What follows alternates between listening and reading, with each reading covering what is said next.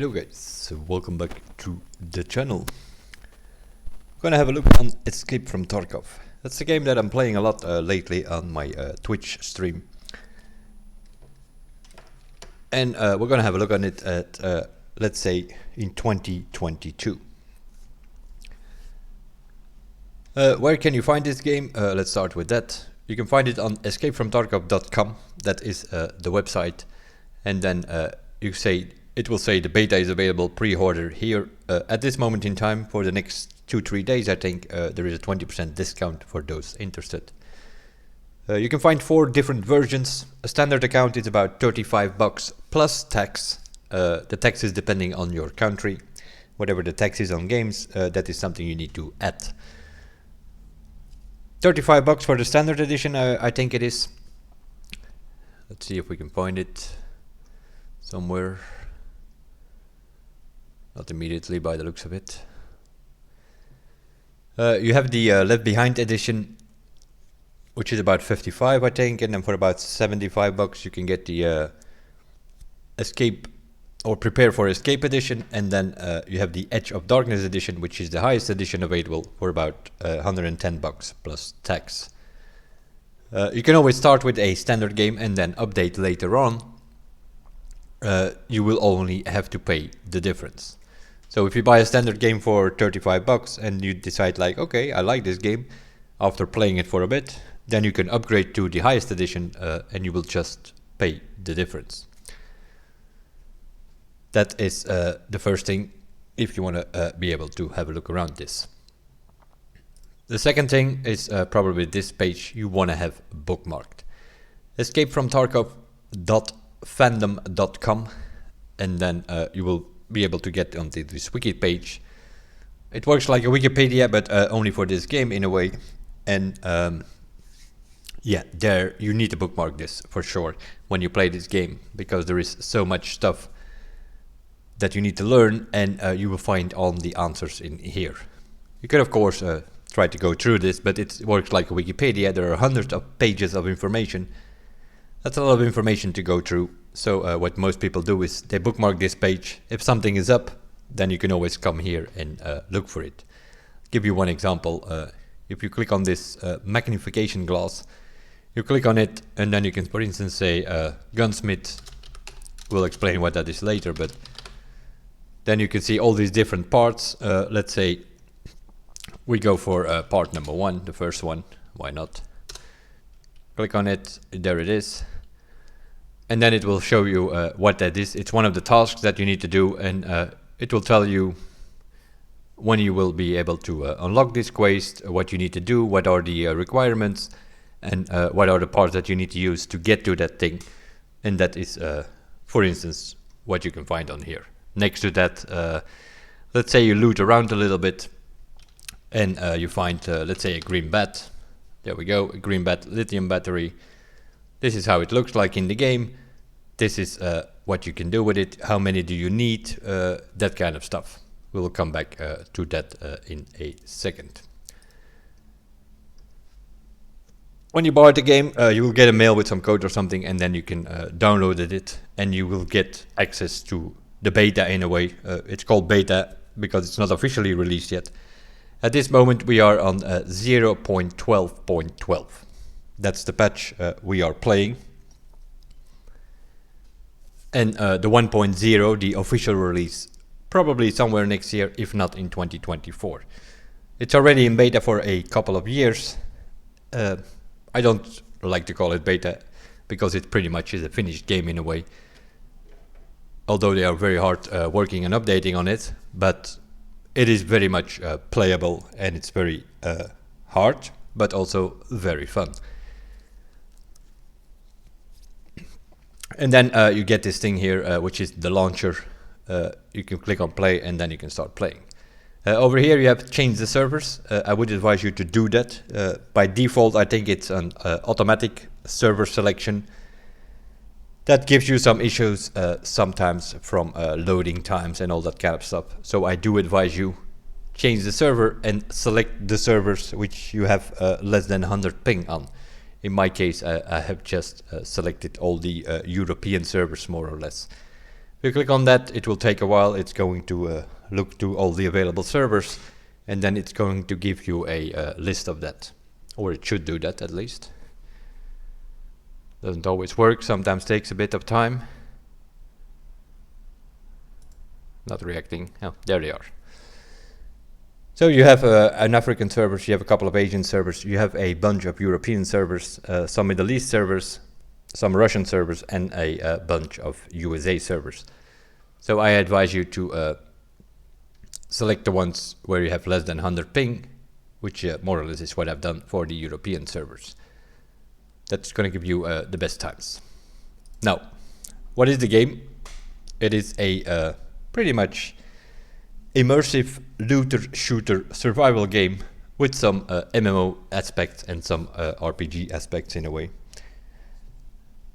And this is sort of what it looks like at this time. You see all these different things here, these names, they are maps in a way. You have the customs map, you have the factory map, you have the woods map, and you can, once you're in the game, you can select one of these and then you can play on that game. And then you need to run around. It's PvPvE, meaning you will run into players, you will run into AI, and the idea is to extract from it with as much loot as possible. There is some sort of lore behind this all, some story which is not released yet. The full story we're only gonna get whenever the game officially released at 1.0. At the moment we can do a bunch of quests and tasks, but in the end game those will sort of be side missions. The main storyline we still do not have. There is a bit of a difference on what we're doing now and what the game eventually will become. Because now we go to a map and we go in there, it has a certain time. For instance, customs is 35 minutes, shoreline is 50 minutes. Doesn't mean you have to stay in there for 50 minutes, but you can if you want to. And then you extract from that map and that's it. You go out with all the loot, in theory, because very often you're gonna get shot and then you don't make it out, obviously. In the end, the idea is that all of these maps are going to be connected and then it will be some sort of open world. Maybe there will be some intermission zones here or there, sort of a bit like the dark zone in The Division or something. We will see. They're not 100% sure they can make it work with fully open world. So it might be that there will be some connection zones to connect all these maps together. At this moment they are just separate maps. This is also information from the wiki. If we for instance take a look on customs, you can find on the wiki, you can find this map. It is advisable to look at this, to have it on your second screen or something, because this is one of the other aspects of this game. It's pretty hardcore, it has a steep learning curve, and you will not be able to find this anywhere in game. There is not some map button that can open the map to see where you are. It's not available. That brings us to the next thing.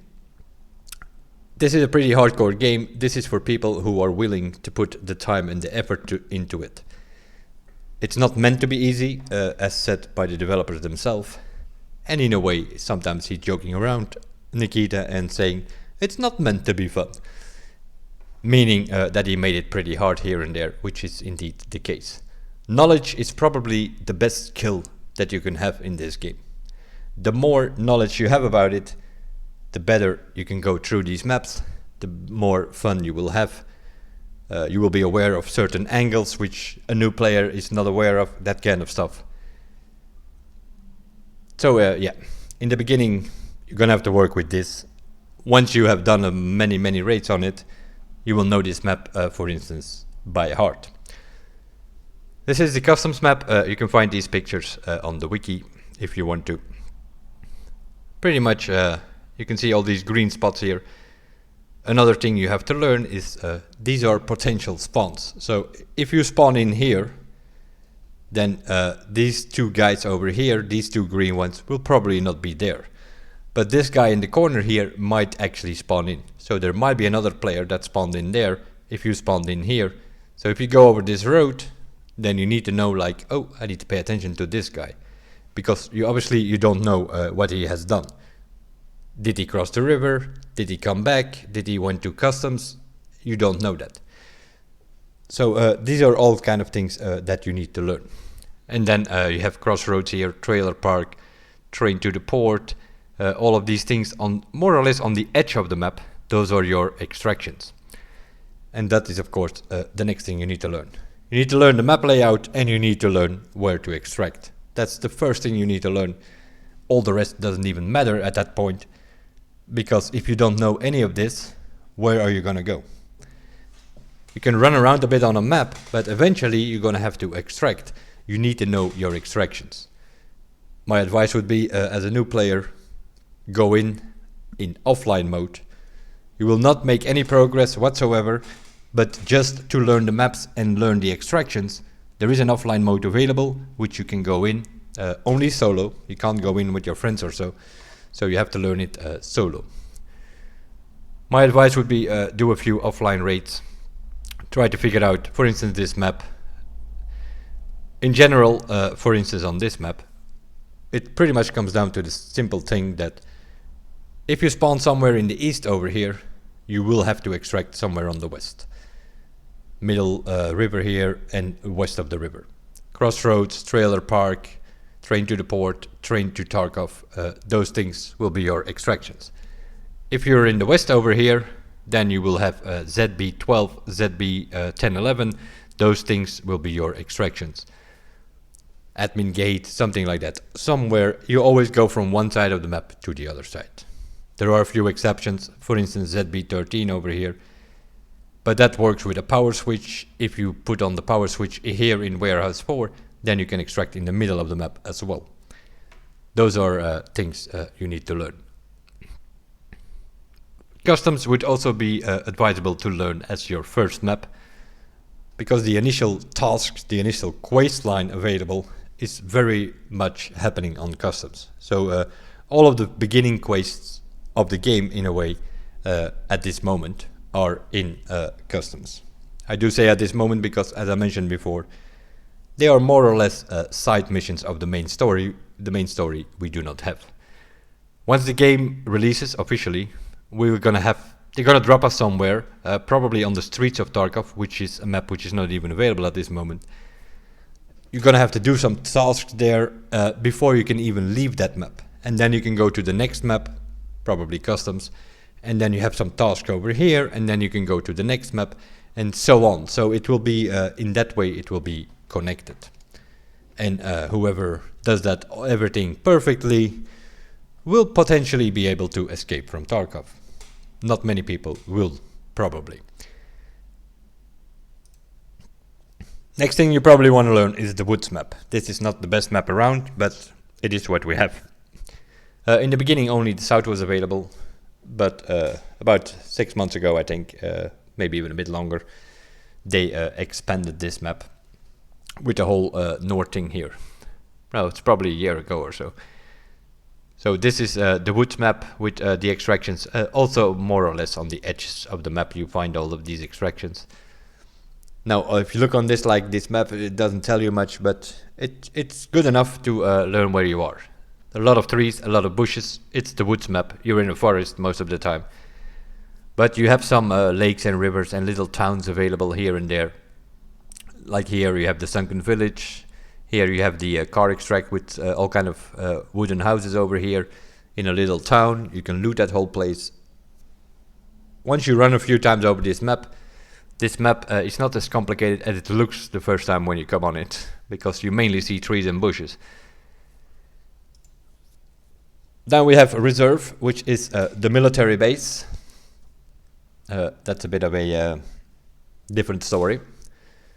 What you look at here is the above ground section of this map, but it also has an underground. Something that they have expanded over time. They created an whole underground world. At this moment in time, especially in this wipe, people are mainly playing underground, because that's where the raiders and so are, which is a different faction of AI. And you need to shoot a few underground, you need to get some kills there, you need to do some tasks underground, so it's mainly happening underground. Also, all these maps that I'm showing here are available on the wiki. Reserve, This is also a reserve, but this is the underground system. So that's another little map available with all the little hallways underground to even with the D2 over here, which is an underground extraction. It's all a bit hard to look at, but once you run it a few times, it will make a bit more sense. And over time, the more you run it, the less you will need these maps. This is the shoreline. Here we have in the right corner, southeastwards, you have the CCP, and here we have a railroad bridge, which will be connected to the terminal map, which is another map which still has to be developed. I believe they are working on it somewhere on the site, but their main focus at the moment is on Streets of Tarkov, which more than likely will be the next map that they will unlock or release. Shoreline, some people like to refer it to Snoreline, because there is not much happening on this map except for this thing here, the health resort. No matter where you spawn, you have all of these pink arrows here. Those are the spawns from players.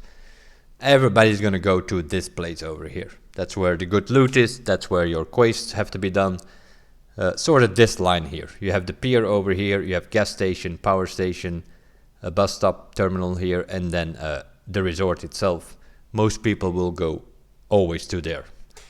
Other than that, there are a bunch of stuff that you can loot. Swamp area here, a little town over here, you have cottages over here, you have a weather station, a radio tower, all that kind of stuff. But everybody is gonna go to this place here. That of course makes it also by default already a dangerous place. If you just need to do a task or a quest, it's a bit tricky sometimes over there. All these little numbers over here, they are ground stashes. They are like, can be a bucket in the ground or some wooden plank which you can remove and then you can loot that thing. That's where these yellow numbers on this thing are. At those locations you will find these ground stashes. Pretty decent map as well to learn from. It will give you an idea on where you are. This map on the other hand is a bit more difficult to interpret, but it comes down to this here on the left. This is Interchange, the shopping mall. It has a parking lot and it is a shopping mall. This is an overview of the parking lot itself, which is underground as well, so that's also something. And then the place itself has two floors. Here in the middle you can see the first floor. If you zoom in a bit, you can see the different stores.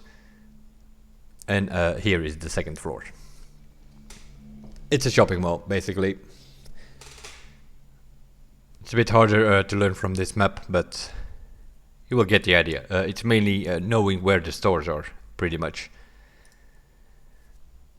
This is a 3D version of Factory, which has been expanded over time. Like for instance over here, you have this whole area over here, which was not available before, with the med tents and all that kind of stuff. Pretty much what you see here is what the map is. It's one big hangar where you can run around a little bit. It's also the shortest map. I think it's 15 minutes or something that you can run around there, and then you need to go out. But it's also the most PvP orientated map. There are 5 or 6 players coming into the game, and then next to that you have some players' caps, which I will explain later. But so yeah, you have some players running around. People know where everybody spawns. They're pushing spawns. You have 5 to 6 people going into the map. Usually 1 or 2 extracting. All the rest will be dead. That is, it's a bit of a hell house here. Luckily for a new player, there are not that many quests that you need to do there. But it's very much PvP orientated. There's always action over there, because it's the shortest map and also the smallest one. And this is the laboratory map. The lab, which eventually will be available going through Factory, which we just saw. You will be able to get to the lab, and going from street somewhere into a tunnel or a building, you will also be able to get into the lab. At this moment in time, you need a lab's entry keycard, and then you just load into that map but that's not how we eventually are going to be able to reach that place. This is also it has 3 levels. You sort of have the bottom part of the building, and then the first level, which the parking gate and some other offices and such, and then the second level as well. This is raiders are running around there, which is another AI faction. They have good bullets, they have good loot. This is more for the chats who are running around in there, grinding that. You can grind a lot of XP over there. If you kill all those raiders, you can also get your hands on good weapons and bullets. The only problem with that is there is a bit of a RMT problem here. Real money transfer. There are some people. It's a bit of a demand and supply thing, of course. There are people out there who don't have much time to play, and they just buy stuff on a website, which of course means if there's a demand, there will be a supply. In other words, to put it very simple, this is the map where you're going to find the most cheaters in the game, because there are some good loots which they find, and then they sell that stuff on the website. They're obviously having a look on that, kicking out some people, banning some people, but these guys probably are making so much money from it that it doesn't matter. They just buy 100 new accounts, and in case they get 1 or 2 banned, the next day they're back with a few other accounts. It's not that there is a difference between running into a cheater and thinking that you're running into a cheater. That is also something that needs to be mentioned, because you see some streamers out there, and I guess we all know those kind of streamers. They think they're like the mega chat, and if they get downed, then it's it's a streamer, sniper, or it's a cheater, or it's always something. While sometimes it's just them missing their shots or doing stupid things which got them killed. So it's not at heart of a problem. We're 2 months and a half into this wipe. I think I run into a cheater maybe once or twice, and I played 500-600 raids on my PMC and another couple of hundred on my SCAF. So it's not that the game has a super cheater problem, but some people, especially some streamers and also some new players, they get shot, they don't know what's going on, and then it's immediately, oh, cheater, because I got one-tapped. It's very easy to one-tap in this game. If you have a good weapon and a good bullet, you can one-tap. If that thing has enough damage, penetration power to get through your helmet or whatever, you can one-tap with different bullets in this game. So it's not necessarily a cheater. It can just be a player who has a better knowledge of the game and a better angle on you, and you don't even know where he's shooting from, and you are dead with one tap. I'm not a fan of those people that are always need to extract, because otherwise if they die then it's a cheater. Yeah. If you look at somebody like for instance Glorious E or so, that guy is pretty straightforward. If he runs into a cheater, then he might report him, and he runs a lot of laps, but he also sometimes simply says GG, was a good shot from the other guy, you know, it's all fine. So that's one of those guys. When it comes to lap, I advise you have a look at his streams. That guy is pretty genuine and pretty straightforward. And if somebody is better than him, then he just says so. Then he says, good shot, good game, next, up, move on. While some other guys running around there, they get one tap, and then they're going to analyze the whole thing and run their thing on 0.5 times speed, just to make sure that they get one tapped, and then it's, oh, it's a cheater. Not always the case. But yeah, when it comes to this map, there are definitely some around. Let that be clear. And now we come to the latest map, the latest wipe. I will explain the wipe in a second as well. A wipe is pretty much every 5 to 6 months, when there are big changes on the game, when they have changed a lot of features, a lot of new things that came in, or a expansion of a map, or a completely new map, then they wipe the game. And that means that it's never a bad time to buy this game, because in a way it's always just practice.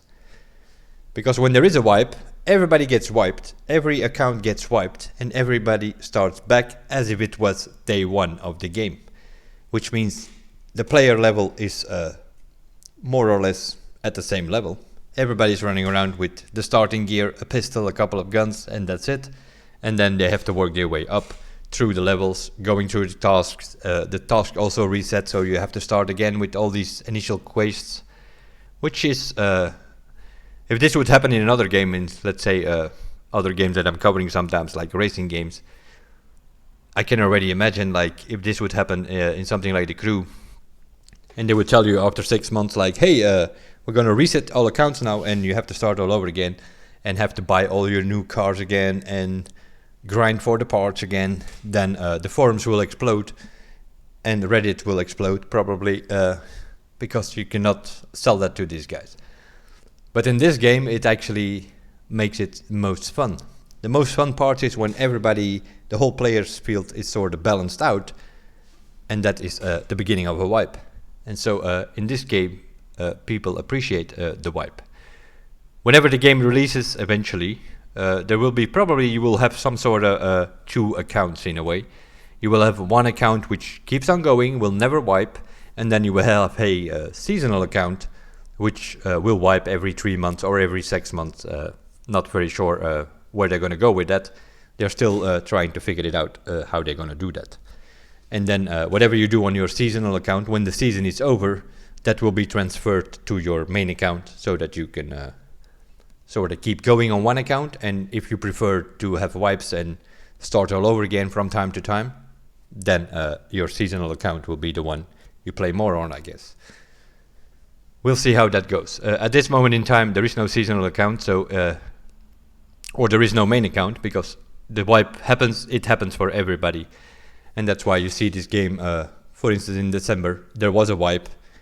Then you suddenly see everybody playing again, everybody streaming again. Because after a while, when you have like high level, you have done all your tasks, then it's just a matter of going around and have some fun with your friends, or just go look for PvP or something like that. So the wipe is always a moment to sort of reset also your mind and let's just go over it. And that of course also gives new players a chance to, whenever, even now, we are 2 months into a wipe, probably will take another 3-4 months before it wipes again. Just go in there if you are interested in the game and start playing and learn as much as you can. You don't have to worry about anything. In a few months time it will reset again. You have learned a lot over the last couple of months. Next time you know better what to do, and you know faster ways of doing it than you did the first time. So it's not a bad thing. December it wiped and it gave us this map, which is the Lighthouse map. People are still trying to figure out these things, but the map is already available, as you can see, and it's not even a bad map. It's pretty good to learn from, with the main thing of course being over here, the water treatment plant, with another faction of AI available, which are the rogues. And these guys are some cracked version of raiders, which means these guys do not fool around with. You have a couple on this roof, you have a couple on that roof, there are some roaming ones, all things you need to learn. And yeah, they pretty much are very tough AI. You want to take your shot and then reposition to get your shot on another one, and so on. You have to sort of take them out one by one before you can enter this camp. They are more friendly, it's more or less a USEC camp, so they are more friendly towards USEC. USEC sometimes can just walk in there and they will leave them alone, while a bear is kill on shot. So if you play as a bear, you're gonna have to take out these rogues here before you can even enter that camp. But with the next map coming out, Streets of Tarkov, there it will be the other way around. There you will have some AI walking around, which will be more friendly towards bear and more hostile towards USEC. So whatever faction you choose, you're gonna run into some problems on some maps. That will more and more come into play, whatever faction you choose. At this moment, not really. You can choose bear, you can choose USEC in the beginning of the game. It gives you a bit of a different starter's kit, but other than that, it will not change much. Later on, when factions become more of a thing, then it might be something you need to look into before you start, and decide whether you go for bear or USEC. The bear is more the Russian side of things, and the USEC is more the UN or the American thing, or whatever you want to call it. And then we have some other stuff that we will go into later. This is questlines. That's the whole questline tree. We'll come into this later as well. This is an overview of all kind of medication. You can find that also on the wiki. If you look for medical, you will end up with this thing explaining what it does, how long it takes, how much it repairs your stuff, and things like that. We will look into that later as well. And these are the stims. More important this why, because they came up with some injector case where you can hold like 16 of these things in one slot. So it's a little bit of a pocket case that you have, and it only takes one slot in your inventory, but you can, inside of that little cage, you can put like 16 of these different stims. So yeah, there are a bunch of people running around with stims and popping stims like crazy. I'm not one of them. I'm not a fan of this injector case that they added here. And then this is some older pictures available. But that pretty much we already saw. That is this bullet overview. Next thing, you have your personal hideout in a way. At this moment, that's a thing. Let me come back to this in a second. Let's first boot up the game so I can sort of show you the menu and where to find these things that I'm talking about.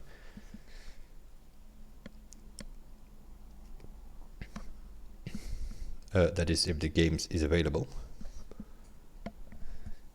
There we go. I don't think there was a maintenance today. There was 1 day or 2 days ago there was a maintenance. Then like in any other game, some patches happen, and then sometimes the game is not available for an hour or so. Can happen. It will load your profile and you come in. The first time you come in, you're gonna have to choose somewhere on this screen here. You're gonna have to choose whether you want to play as bear or as USEC. And then you have the escape from Tarkov. If you go in there, you have 2 things that you can play as. Your scav, which is the scavenger. You play more or less as one of the AIs. The scavenger is one of the AI faction. It's like, let's say, the normal AI out there. Those are the scavs or the scavengers. But you can play as one of them, and that means that you will get some random gear on you. If you make it out with it, you can keep that, or you can sell it, or it will be yours. If you die with it, you don't lose anything. Not a big thing. Your PMC is your main character. I call it my personal main character, PMC, but I think officially it stands for Private Militant Contractor or something like that. And whatever this guy has is something that you need to put up. Otherwise you cannot play as this guy. And then if you click next, then you see this map overview. That's sort of how you start up the game. You have trading. That's where you will see these traders. At this moment in time, these are just guys in a menu. You can click on them, you can trade with them, you can buy from them, you can sell to them. All different things. Mechanic is more weapon parts and such. Ragman is more gear, armor, clothing, helmets, that kind of stuff. Therapist is more food and medication. Peacekeeper is more the American side of things. Prepor has a couple of bullets. Jaeger is more shotguns and snipers, and he's the guy who's more or less hanging around in woods. So that's more the hunter rifles and such. Skier is the customs guy. And why do I say it like that? Because at this moment in time, these people are just a picture in a menu. But when the game releases, you're gonna have to meet these guys on the maps. From what I know so far is I think Therapist is hanging out in the streets of Tarkov, which is still needs to come, that map. Skier will be hanging out somewhere around customs. Jaeger will be hanging out somewhere in the woods. Ragman somewhere on the shopping mall. Mechanic will be hanging out on factory. Peacekeeper will be somewhere around shoreline. I'm not sure where Prepor will be hanging out. Somewhere on terminal, I think. that you can meet him. And Fence is a guy who sort of bit of a shady character, and he works around with he's a bit of the black market guy in a way. He's sort of hanging out with the scavs. He's working with the cavs. What you see there, that number, is the scav karma or the scav reputation that you have with him. Is also something that plays into the game. So yeah, he works a bit between all these traders. Somewhere behind their back, he's sort of a bit of a shady character. Benefit of that you have is whatever you have, you can always sell to him. He will give you some lousy prices for it, but at least you can sell it to him. There are some items in the game which you cannot sell to any of these guys. Fence will take everything. He's not too picky when it comes to that. All of these guys you're gonna have to meet. They are all sort of related to a map. The new lighthouse map also will have a trader, and that will be the first one with the next iteration of that map, with the next patch. We will be able to go to the lighthouse. That trader will be defended by some boss snipers that you're gonna have to take care of before you can even get to that trader. But once you get to him, that will be like the first one that we will actually meet. And these guys, whenever the game releases, also will be people. Not sure how that's all gonna work, but that's sort of more or less what it comes down to. At this moment in time, pictures in the menu. Later on, when the game is officially released, these will be people that you actually meet on the map to do business with. And then you come to your character and your stash here all over the place. Kind of important. This is where the versions of the game come into play. There are two things that matter for that. One of them is your stash. If you buy a standard edition, you will have 280 slots available, where you can stash all kind of stuff when you come out of a raid.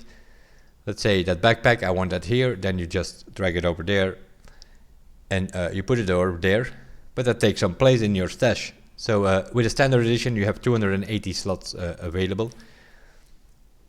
With the Left Behind edition, it's 380. With the Prepare for Escape edition, it's 480.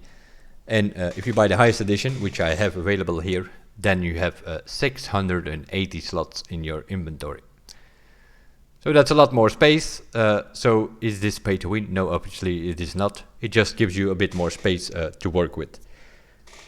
The pouch over here is your secure container. That's the second thing that matters when you buy the game and decide for which versions you go for.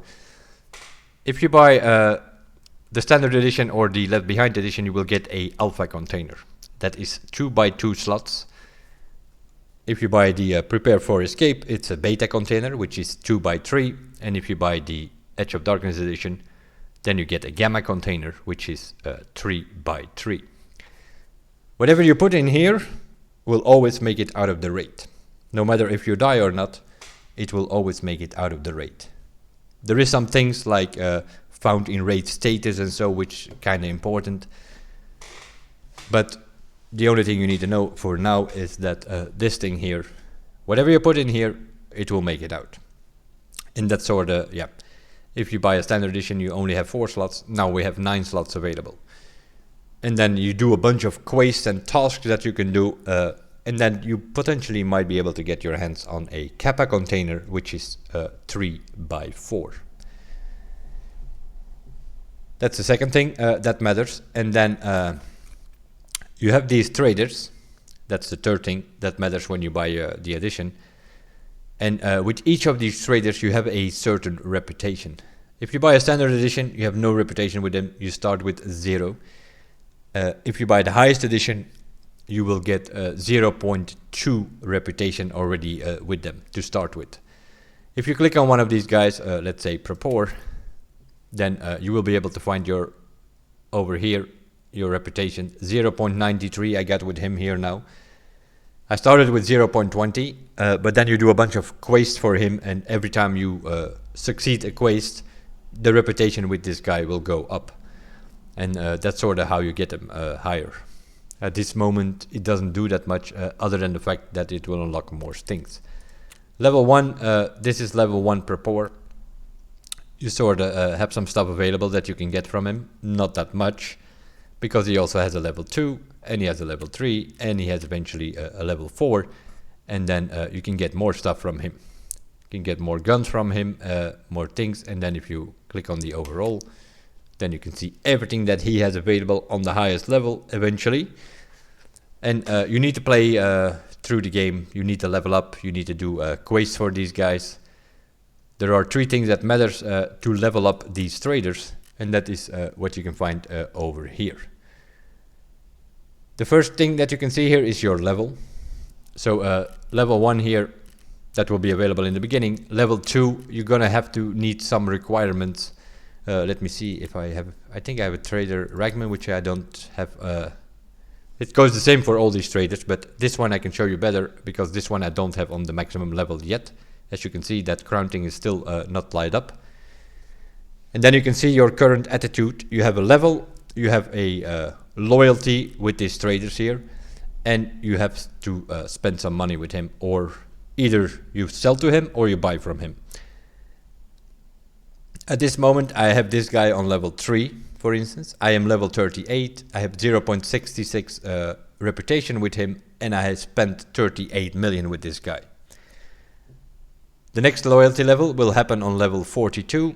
I need to have 0.60 reputation with him, and I need to spend 2.5 million with him. And that's why you see that 2 of these things are in blue, so I have already the necessary requirements. The only thing I need to do is level up my character a couple of times so that I can get to 42, and then I will also have this last level unlocked for him. And that goes for all of these traders. That's how you level up. You level up your own character, you do quests for these guys or girls, and level them up that way, and you have to do business with them, either buy or sell from them. And that's how you level up your traders. And the higher level, the more you can get from these people. So I have Ragman and I have Mechanic I also still need to do. Also here I have enough reputation with him, I have spent enough money with him, just a matter of leveling up. I need 2 more levels, and then I have this guy on the top, and 4 more levels for Ragman. The rest of my traders are, I'm already playing for 2.5 months in this wipe, so the rest of my traders are on the maximum level. But in the beginning, if you start as a new player, you will just have every single one of them on level 1. Except for Jaeger. He will not be available. The first time you're going to come into this game, all of this stuff here, you can see it now. You will not be able to see it. It will be sort of grayed out, and you have to, you can either right click inspect, or you can middle mouse button to inspect all of these items. And I would advise you to do that for each of these traders when you're a new player. That will already bring you from level 1 to level 2. And that is kind of important in such a way. Then you can go to mechanic, you can go tasks, and I think it's called introduction or something. If I'm not mistaken, you need to, yeah, there it is. You need to be level 2. So if you come into the game, you're level 1, you examine all of these items that all of these traders have. That will put you on level 2, and then you get introduction, which will tell you go to woods and find Jaeger's camp. It's one of those tasks or quests that you need to do for these people. And you pick up the message, you extract with it, and then you hand it over to mechanic, and that will, you can see the rewards here, what they are for that quest, and it says Jaeger, and that will unlock your last trader. When you start the game, this guy will not be available. That's sort of an explanation of the traders and how to level them up. You have your stash, and then yeah, when you want to start playing, this left guy here, whenever you have him available, in the beginning of the game, he will be available every 20 minutes. You can just play, you can, that's also a way of learning the maps. You can go in as a scav, you have nothing to lose, this is not your gear, you don't have to worry about it. Whether you extract or you get killed, when you come out, this guy will not be available, this scav, for another 20 minutes. And you can get that time down with your reputation, with things that you do in your hideout. and then the time will be able to go down. You might be able to get it down to like 5 or 6 minutes even eventually, but in the beginning you will be able to play as a scav every 20 minutes. Other than that, you have to play on your PMC. Whatever this guy has, you need to put on your character. So if you're in your character screen, you see your gear here. If I take all of this off, now I don't have a gun. And if I now start up as my PMC, you will see I'm just standing here with a crowbar or something in my hand because I don't have a gun. So you need to, your PMC, if you play as your PMC, you need to put some gear on him in the character screen first. So you give your guy a weapon, some armor, a helmet, whatever you want. You don't want to use a helmet, fine, then you can leave it behind. A rig, a backpack, as you can see, I'm dragging this out here. I can make this guy go in with nothing, except for a melee weapon. That is not advisable. What I'm doing here now, let's say I go in like this, just with a crowbar and a couple of meds and a grenade. Then you will be tagged and cursed, and that means that every AI on the map is gonna hunt you down and try to shoot you. So it's not advisable to go in like that. I do advise you take in a rig. You need to have some armor. You can take in a rig or an armored rig, or you bring in some armor, and you can take a pistol or something. That's fine. Then you will not be tagged and cursed. But you need a weapon and you need an armor. Whether it's an armored rig or an armor itself, a body armor, that's all available.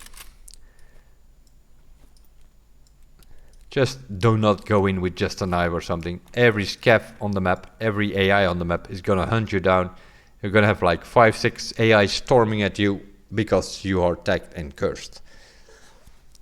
Because some people have a bit of, especially in the beginning of the game, you have to realize, and that's another difference with games like Apex Legends or Warzone or Halo Infinite or something. Those kind of games, you go in, you spray around, you do your thing. If you die, not a big deal. You go back in the lobby, you have 1,000 bullets available again. That's not the case here. If you die, whatever I just put on here, you completely lose. The only thing you're not gonna lose is your melee weapon, your compass, and your whatever you have in your secure container. That's it. The rest, gone. Disappeared. Because the other guy will take it, or the AI might even loot it, and you cannot get anything back unless you insure it, but that's another question. Also something, I will show you what I mean by that is, if you go escape, you click on PMC, you click next. Now you have to select whatever map you go for. You will have a daytime and a nighttime. You can play whenever you want. If you go nighttime, obviously you can go with some night goggles, or you can go with a flashlight or something like that. Brings into play, especially on a map like Customs, also brings into play another faction, which are the cultists. They are only operational during the nighttime. They're a bit sneaky. They're sitting in bushes, and they have a poisonous knife. And if you happen to come by them, they will attack you with that knife, and then you are poisoned. Then you need to have an antidote or something. So as a beginning, as a new player, I would advise you always go for daytime. Later on, you can decide to go for nighttime or not, but and then you click next again, and here is the moment where you can say like, okay, I need to learn this game. You enable the offline, and then you can enable the PvE if you want. If you want to have AI in there, then you click this one, you put everything as online. You could potentially put in the bosses there. Every of these maps have a boss, so you can create a scav war, you can create tagged and cursed, as if you would go in naked with only a melee weapon. You can sort of recreate that by clicking all of these things here. If you're just in there as a new player and you just want to learn the maps, I would advise you to not enable the PvE. Just enable the offline mode. You click on next, you go into the map, and you just learn the layout of the map. There will be no consequence of this. You will not gain any XP, you will not level up. Whatever you loot out there will not actually be in your stash afterwards. It is just pure practice, learning the maps, learning the extractions. Whether you're in the middle of the map and you think, okay, I've seen enough now, you can just disconnect from the game, no problem. It will bring you back to the menu and all of that, everything offline, no problem. When you do not select this, that's how you normally play the game. You just click on next. Now you can decide to insure your gear. You can say like, okay, let's see. We can insure with Prepor or Therapist. I would say go for Prepor. He's the cheapest. It takes a bit longer before you get your gear back from insurance, but it's cheaper. If you go with Therapist, you can get your stuff back easier, within 24 hours, I think. With Prepor, it's, I think, somewhere between 24 and 48 hours. And sometimes you also have a mechanic available. That's even more expensive, but then you get it back even more faster, something like that. Most people, if they do insure, they just insure with Prepor. It's the cheapest way. And if you play the game every day, it doesn't matter if you get it back after 24 hours or after 48 hours. And if you say like, okay, I have a decent gun, I want to insure this, you can click on that gun. And then it will say, okay, the cost to insure this is 35,000 rubles. And if you click on insure, then you can insure your stuff. If you then get killed by an AI or something like that, and nobody loots your body, then it will come back. Then it will come back 24 to 48 hours or something. You will get your stuff back tomorrow. Only what you insured. If you only insure your gun, you're only going to get your gun get. If you want to insure also your helmet and your rig and your backpack, yeah, then you will see that the price goes up, obviously.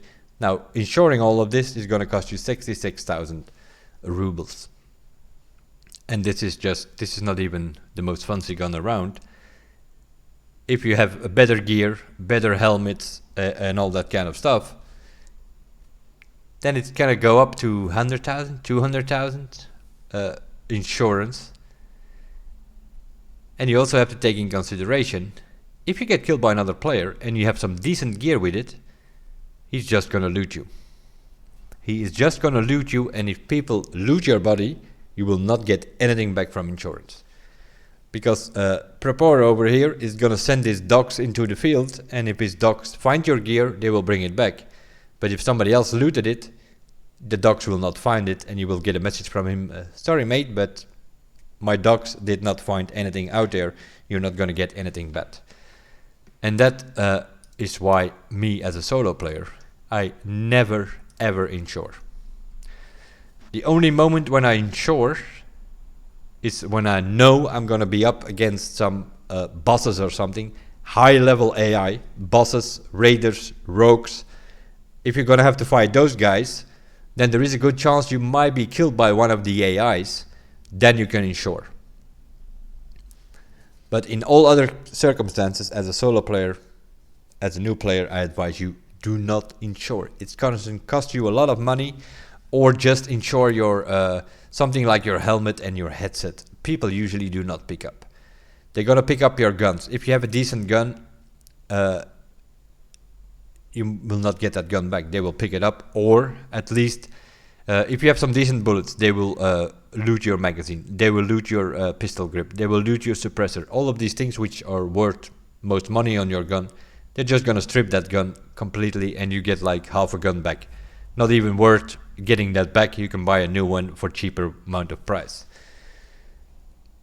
From the moment that I click that gun here, the price goes up with like 35,000 rubles.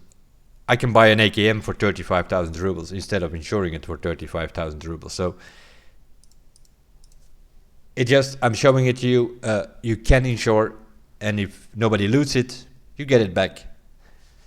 But as a solo player, not advisable. Why do I say as a solo player? Because if you play as a team with 2 or 3 friends, which is possible, you can team up to 5 people. Not many people are doing that, 4 and 5 people, because it's also a looting game. If you find some good loot, what you're gonna do? Divide it in 5? That's not possible. So I think ideal is probably a duo. It's probably the best you can play in this game, because then it's still okay. You can divide a bit the loot between the two of you, and other than that, you always have a little bit of a backup next to you. And then you can insure. If you play as a duo or a trio, you can insure, because then there is always a chance, if you insure, people can pick it up and bring out your gear again. If you get killed, but one of your teammates gets the one that killed you, then they can loot that guy, and they can also loot your stuff, and they bring it back out. Or, and that's why you insure, is they can pick it up, your friends can pick it up.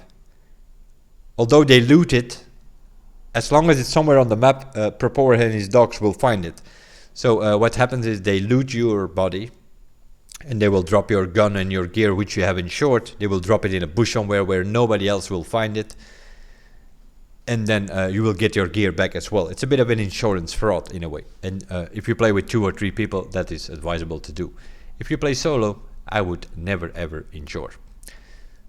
But I would have to bring it in here, because it is a thing that you can do. You can insure your gear, and then it is a way to get some of your gear back.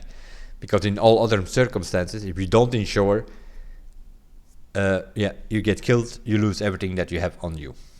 In case you play as PMC, obviously. I already explained the difference between PMC. That is only the right guy here. If you go in as a scav here, you click next, customs, you take a time, you click next, and you're in. Because you get random gear, that's not even your gear. If you make it out with it, you can keep it. If you die with it, so be it. It was not your gear to start with. So, as a scav, you don't have that problem with insurance and all that kind of stuff. That's sort of the difference between a scav and a PMC explained. PMC is your main character. The scav is something, in a way, the scav is your money maker. You just go in, you try to loot as much as possible, you go out, and you're out of there. What also is a thing with the scav and the PMC is, PMC, you always start in the beginning. So if customs, for instance, is 35 minutes, shoreline is 50 minutes, you will start in the beginning of the game. If you go in as a scav, they're gonna drop you in the game when somebody left the game, or when a PMC died, then they're gonna bring you in as a scav. So you're gonna drop in 20 minutes into the game, 15 minutes into the game, you have like another 10 minutes or 15 or 20 minutes to go. So you sort of drop in the middle of the game in a way with your scav. So that already means that there will be some PMCs which were on that map, they were already being extracted, or they're already dead. So you have less players to worry about when you play as a scav, so it gives you an opportunity to loot more. You just loot as much as you can, 1-2 minutes on the clock, and then you extract. So you stay, as a scav, you stay in longer and you focus more on looting. As a PMC, you can also focus on looting or doing your quest. You cannot do your quest as a scav. You can pick up some items and so which you potentially need for a quest. That's something you can do as a scav. But if you have to look for some things or play some things or mark some things for your quest, you always have to go with the PMC. If you play as a PMC, you will gain experience and leveling up. As a scav, you do not get that much XP. So it's more purely about looting and getting items out of there. That's the scav. So the scav is your money maker in a way, and the money that you make, you sell to, in the beginning, to your traders. Once you are level 15, you get access to the flea market. And the flea market is a market not between yourself and traders, but between the players out there. So everybody in here, all of these guys over here, except for Peacekeeper here, this guy here, that is one of your traders. He's also, if he sells something in the market, then you can see it over here, and all the other guys over here, they are players. So if you want to sell something, once you have the market available, you can sell whatever you want. Let's say this is, for instance, this is a fully durability. If I want to sell that, there we go. These are the prices. And if it's found in rate, if it is something that you have found in rate, it has the check mark on it. In this case, it doesn't. This one does, for instance. This is like, has this little item on it, and that means that I found this thing somewhere in a rate and I brought it out. So I can sell this, I can filter by item, you can see what the prices is that these things are going for. And then you can say like, okay, this first guy is a bit cheap, the rest is almost selling it at 25, 26,000. So you can add the offer, you look for the thing that we're looking for over there, and then you put a price in here, add, place the offer, and it will go on the market, and then people can buy it. So it's sort of a market between players. This thing, very important. You want to reach level 15 as quickly as possible so that you have access to this flea market. It makes the game opening up for you in a way. It makes it a completely different game. In the beginning you're struggling, you're dealing with these traders. There are certain things you cannot get your hands on. You have your hideout, we'll have a look in that in a second. And yeah, you can't get all these things, you need to find everything on that map. Even the smallest thing like pack of nails or something, you need to go find some toolboxes, and because you need a few for your hideout. And that's sort of how that works. But once you have the flea market, you can just say, okay, let's see, we want some nails. Pack of nails, let's see, okay, it's 20,000 rubles, but I just need one for my hideout. You can just buy it here and use it. It's a bit different when we come back to our stash over here. On the top there, yeah, you have your overall stats and all that kind of stuff. You have your gear. That's what you're sort of most of the time spending your time in. Then you have your health, the different health points on your body. You have your head, your thorax, your stomach, your arms and legs.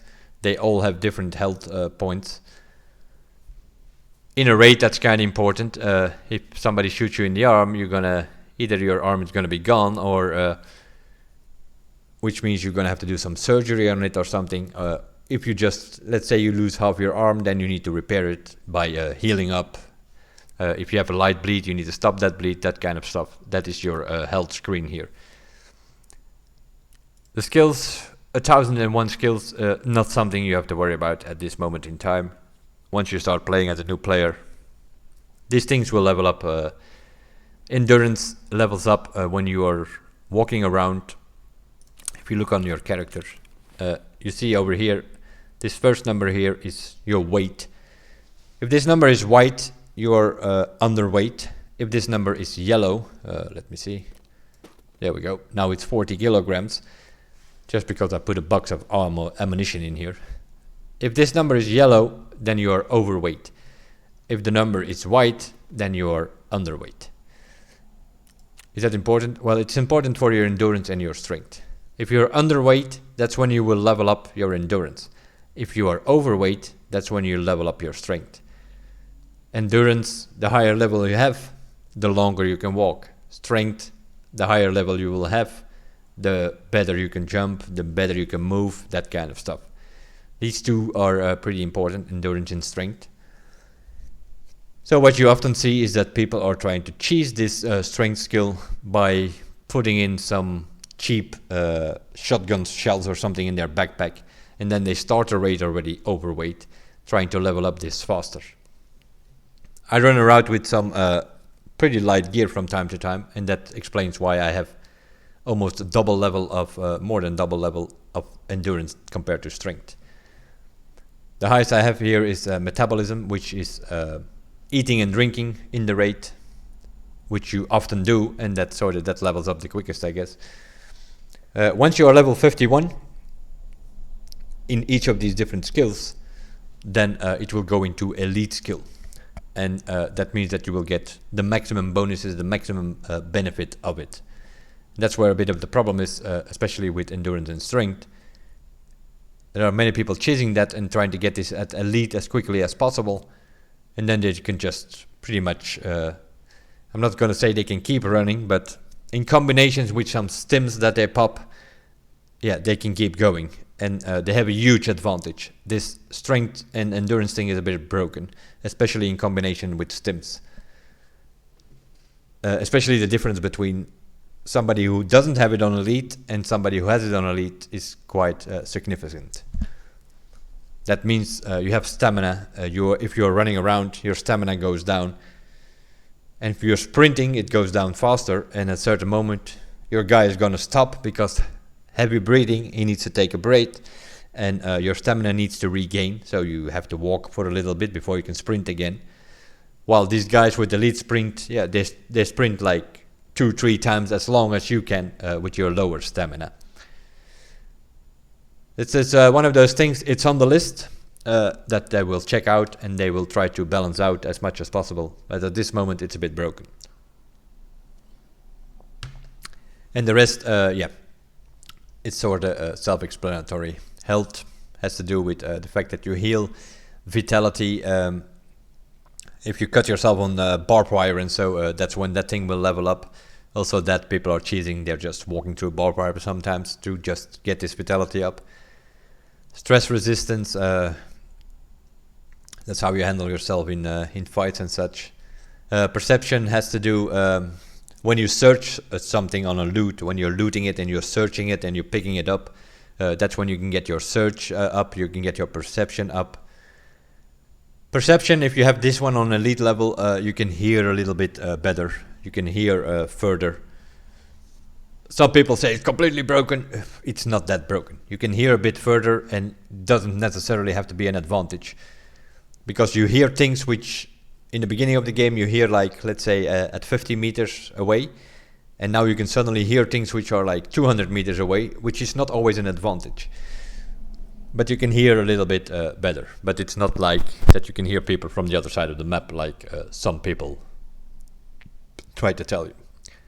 But yeah, it's also something they need to look into, though, that perception. But the most broken one is definitely strength and endurance. Once you have that on elite, and then you pop some stims which give you more stamina, yeah, then you can run from one side of the map to the other side without having to take a breath, while some other guy has to take 3 or 4 times a breath to do exactly the same thing. That of course means that if you have a guy with a lead skill running behind you, you can sprint as fast as you want, you will not be able to get away from him, he will catch up. In the other way around, let's say you and a friend in a duo or a trio and you're chasing one of these guys with a lead skill, yeah, you can sprint all you want, this guy is gone, because you can never get him. It's a bit broken, the elite skill. On the other hand, there's only a very small percentage of players who will get this thing to elite skill. At this moment in time with the system with the wipes and so. Once the eventual game is, yeah, everybody will get it to elite skill, and then it's not so much of a problem. Other than that, yeah, you play with assault rifles, and that also kind of levels up your pistols, your SMG, and all that kind of stuff. And then weapon maintenance. I don't even know how to level up that. I have on 0. I'm playing, I don't know, how many raids did we do? 520 with the PMC, and then probably another 500 with the scav, so about 1000 raids into it. And that thing is still on 0. Because yeah, there's not such thing than like cleaning your weapons or so. Covered movement, obviously when you're crouched, that's when that will level up. Search when you are doing looting. Surgery when you're doing surgery. Mag drills is when you reload magazines and such. I'm very low level, I don't reload that much. I do reload my gun, but not the mags itself. Unloading mags in a raid is taking quite a lot of time. Then we have a bunch of skills which are not available in this game at the moment. They will be over time. And then at the bottom you have crafting and hideout management. That's the next thing we're going to have to talk about. The hideout. We have talked about the character, how it looks like. We have talked about traders available in the game at the moment in the menu. Later on, you're going to have to meet these guys on the map. And then we have the hideout. This is sort of, at this moment in time, also something which is just in the menu. You click on it, it will open up your hideout. And then you come into this, and that is sort of your personal place. You can press enter and just go in there.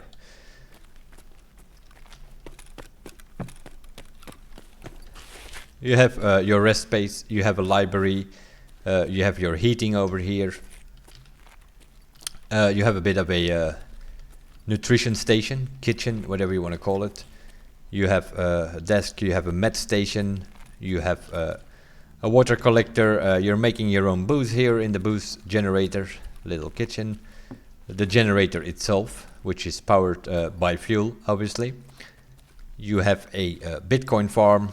Then you have your stash. That's where all your gear is. You have your laboratory where you can do stuff, and you have a workbench, and you have a shooting range. That looks all to be fine. The first time you come into this game, you're like, what is he on about? I don't see any of these things. These stations are crafting stations. Not all of the stations are available to craft. In the beginning, it probably looks something, let me have a look. It probably looks something like this, and then you will have all of these things sort of locked, and you're gonna have to do some stuff to unlock it. And then you will have it on level 1, and then you need to upgrade it level. For instance, over here you have illumination. That just provides the lighting in your... if you level this up to level 1, then you will have some candle lights available. Doesn't help you very much, as you can see. Once you have this thing, you need to upgrade some other stations first, and then you can get this thing to level 2, and then you will have some light bulbs available, which gives you a bit of a more lightning. And then when you have illumination at level 3, you can get some gas lamps. As I said, this is at the moment a menu thing. That's not gonna be there once the game is available. Here is the door. You have security over here as well. So yeah, you probably have to put in some code or something to open this door, because you're gonna be able to come from the other side. There will be some sort of underground system from every map available, and you have all of these bunker doors. They are now just extractions. For instance, on customs, you have ZB1011, you have ZB1012, you have ZB13, on which you have ZB14, 16, probably 15 and 17 as well, because there is another bunker door on the mountain, and also up north in one of the villages. You have some other maps where you have like some sort of underground reserve, for instance, the D2. All of these things they're all doors looking like this. They will eventually come into some underground system, which will be able to make it to here, to your hideout, your personal place, so that you can come in here and do some stuff here. That is obviously when the game will be fully released, as it should be. At this moment, it is just a thing in a menu. And you have your crafting stations. So whenever the game is finally released or finalized, you will have to go out on the map. You're going to have to meet some traders there. You can do some business with there. Then you take one of these underground extractions, you go through the underground tunnels, and you end up here in your hideout. And then you can do some stuff on your crafting stations and such, and then go back out somewhere on the map. You probably have different tunnels, one leading to each map or something like that. At this moment, it's your hideout. This is kind of important in such a way. But yeah, how do you start on this thing?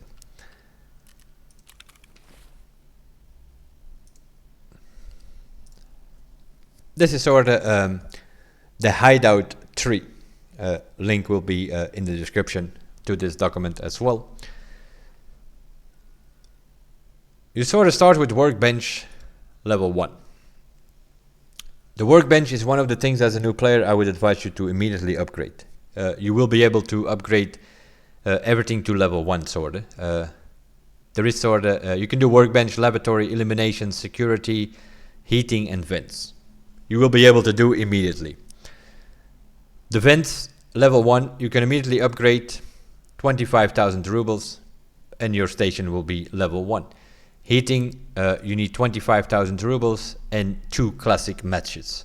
That already means you're gonna have to do some raids till you find 2 classic matches, because you do not have the market available.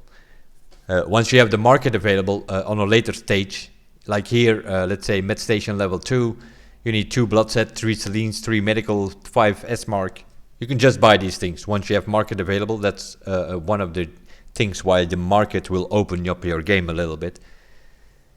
In the beginning you don't have the market available, so the first 3 columns sorta, let's say, you're probably gonna have to find. If you need some things in this tree, you're probably gonna have to find them because you don't have access to the market yet. Workbench is kinda important because it also unlocks the weapon modding. Now what does that mean? That means that if you have a gun, let's take this one, why not? If you have a gun and you right click it, you can see that everything is lit up here now for me. As a new player it will not be. There will be some things which are grayed out, like for instance the modding. It will bring you to some screen and it will show you everything. If you click on these things, it will show you everything available for this gun that you have in your inventory. So modding is something that you can look at. If you have some weapon parts in your stash, I'd advise you to not do that. It's way more interesting once you have the flea market especially, but also in the beginning it tells you a bit what's going on. Instead of clicking on modding, you click on edit preset. And that sort of shows you the same screen, but now it will show you everything which is available for this gun out there. Everything which you have examined, everything which you have inspected, it will show here in this menu. And if it goes on this gun, it will show up here in this menu. So once you have the flea market, let me have a look. Yes, whatever. Once you have the flea market available at level 15, I also advise you to do the following thing. You go to this flea market. You put up all these filters here on top, not that important. You just type in foregrip. It will show you all the foregrips which are in the game. As soon as you are level 15, I advise you to do this. Everything which you have, now you see all these pictures here, right? But if there is one out there which I have not examined yet, it will sort of show grayed out. You just middle mouse button click it, or you right click inspect. And I advise you to do that immediately once you hit level 15. You do that for the foregrips. You do that for the pistol grips.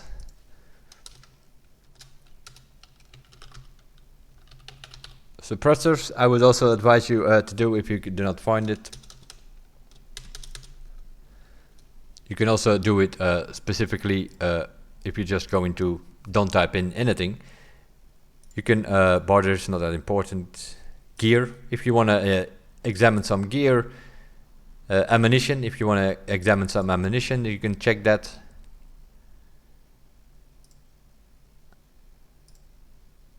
If you want to check out all of these weapons, that's not that important for the gun itself.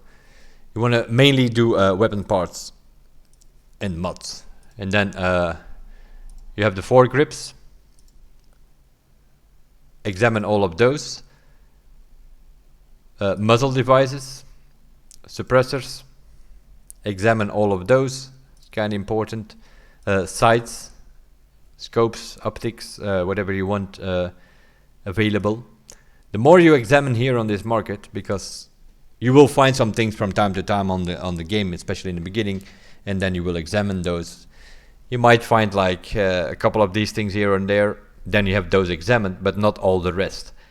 Once you have level 15, especially the weapon parts and mods, I advise you to examine as much as possible here in the flea market. You can click on all of these things and you can examine them if you do not have that picture available. And the more things you have examined here, and then you go into edit preset on a weapon, the more things it will show you here. These are not all things that I found on the market. There's some of them I might have found in the game, but all of the rest are things that I have examined on the market, so that whatever is available for this gun, that it shows you everything. Charging handles, all of these side and side mounts and all that kind of stuff. Because if you're in the beginning of the game, because you have this, if you upgrade your workbench, It just costs you 100,000 rubles, I think. And maybe 1 or 2 items you need to find, and then you can upgrade your workbench. Then you have this preset thing available. If you then, for instance, click on the sites here, yeah, it might show you like 2 or 3 sites which you have found or examined. So it's not that interesting. You want to get like everything available in the game, and that is how you do it. You go to Fleamarket, and you just go to click on the weapon parts here, open up that menu, and then click whatever it is that you want or interested in it. Barrels, handguards, pistol grips, make sure you check those from the gear mods, mounts, stocks as well. The more you examine here, the more you will be able to see in your edit preset screen. And this is how you mod weapons. This is the easiest way to mod weapons. If you say like, I'm not so sure about this thing here, let me put on, let's say this one here. Yeah, that doesn't look to be clear. You can also examine the thing itself, and then gives you, or you can put it on and then check it out in your hideout, in your shooting range. That is always a possibility. What did I have on? The XP3. Is this the best gun? By far it is not. And that's when you have here on the left here, you have this info thing. If you click on this, it will open up. You can move this thing around wherever you want it. What is important is the ergonomics. You want to have that as high as you can get it, in combination with the recoil, and especially the vertical recoil. Like this thing here is now 100, I can get this lower. If I change, for instance, to what is the best foregrip, probably the RK2, that already gives me 4 points less recoil, so now it's already 96. I have the AK12 on here. I can go for the Zenit RK3 or so.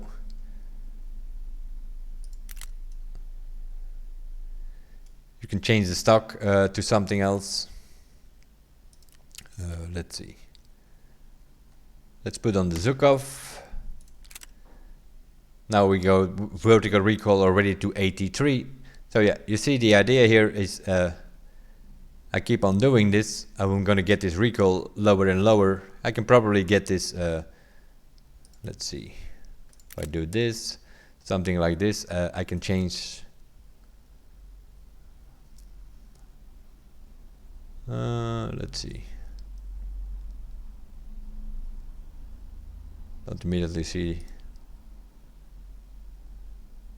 Bastion. Okay, let's remove the Bastion for now.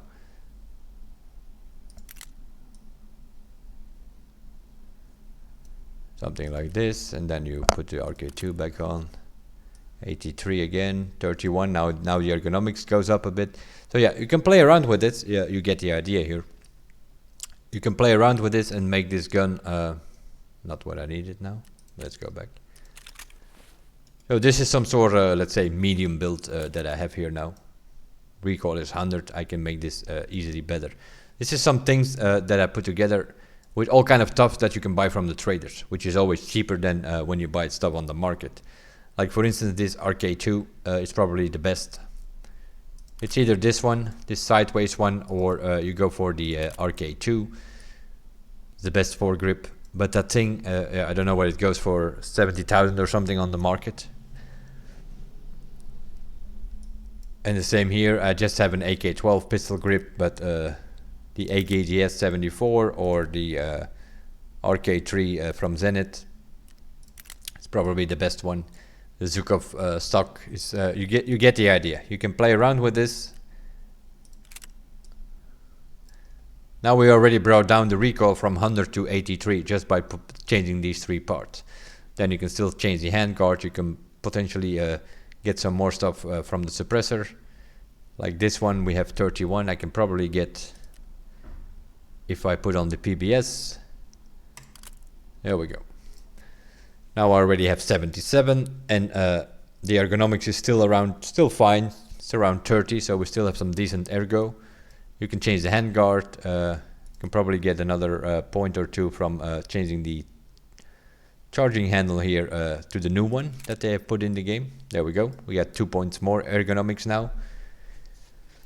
And I can play around a bit with this, changing the handguard to something else with a B33 with from Zenith on it. Then you can probably get that recoil to around 50 and the ergonomics still around 30 or 40. So you can make this, play around with it. That's what you need to learn. And this menu, it will tell you. If you hover over some other magazine in this case, you will see if I would put on this drum mag here, the recoil will be the same, but I'm losing like 14 points of ergonomics. So yeah, you want to get some sort of balance between a decent ergonomics and a low recoil. Obviously the lower recoil, some people don't care for ergonomics, but you still want to have it a bit smooth. So yeah, you can play around with that as much as you want. And that sort of goes for every gun in the game.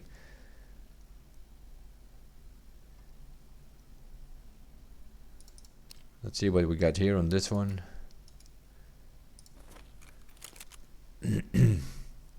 This one we have 53. Played around a bit. This is, I don't know what this thing is, about 200,000, 250,000, something like that. And we can still get that higher if we change another handguard and maybe even another suppressor. I can get this probably under 50, maybe even under 40 to get this MK47 Mutant. Another stock, it's all available. You can play with this thing as long as possible. But this is already pretty decent, just the ergonomics is not that great. You can also, for some of these things, you can change the barrel. That's probably the problem here. Yeah, we have other barrels available. You can probably put on this barrel.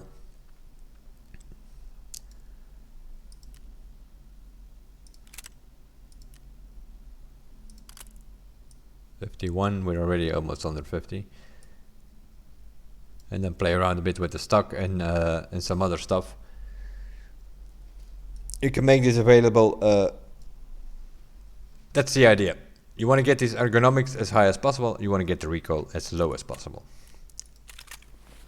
Beginning of the game, you're not going to have much available.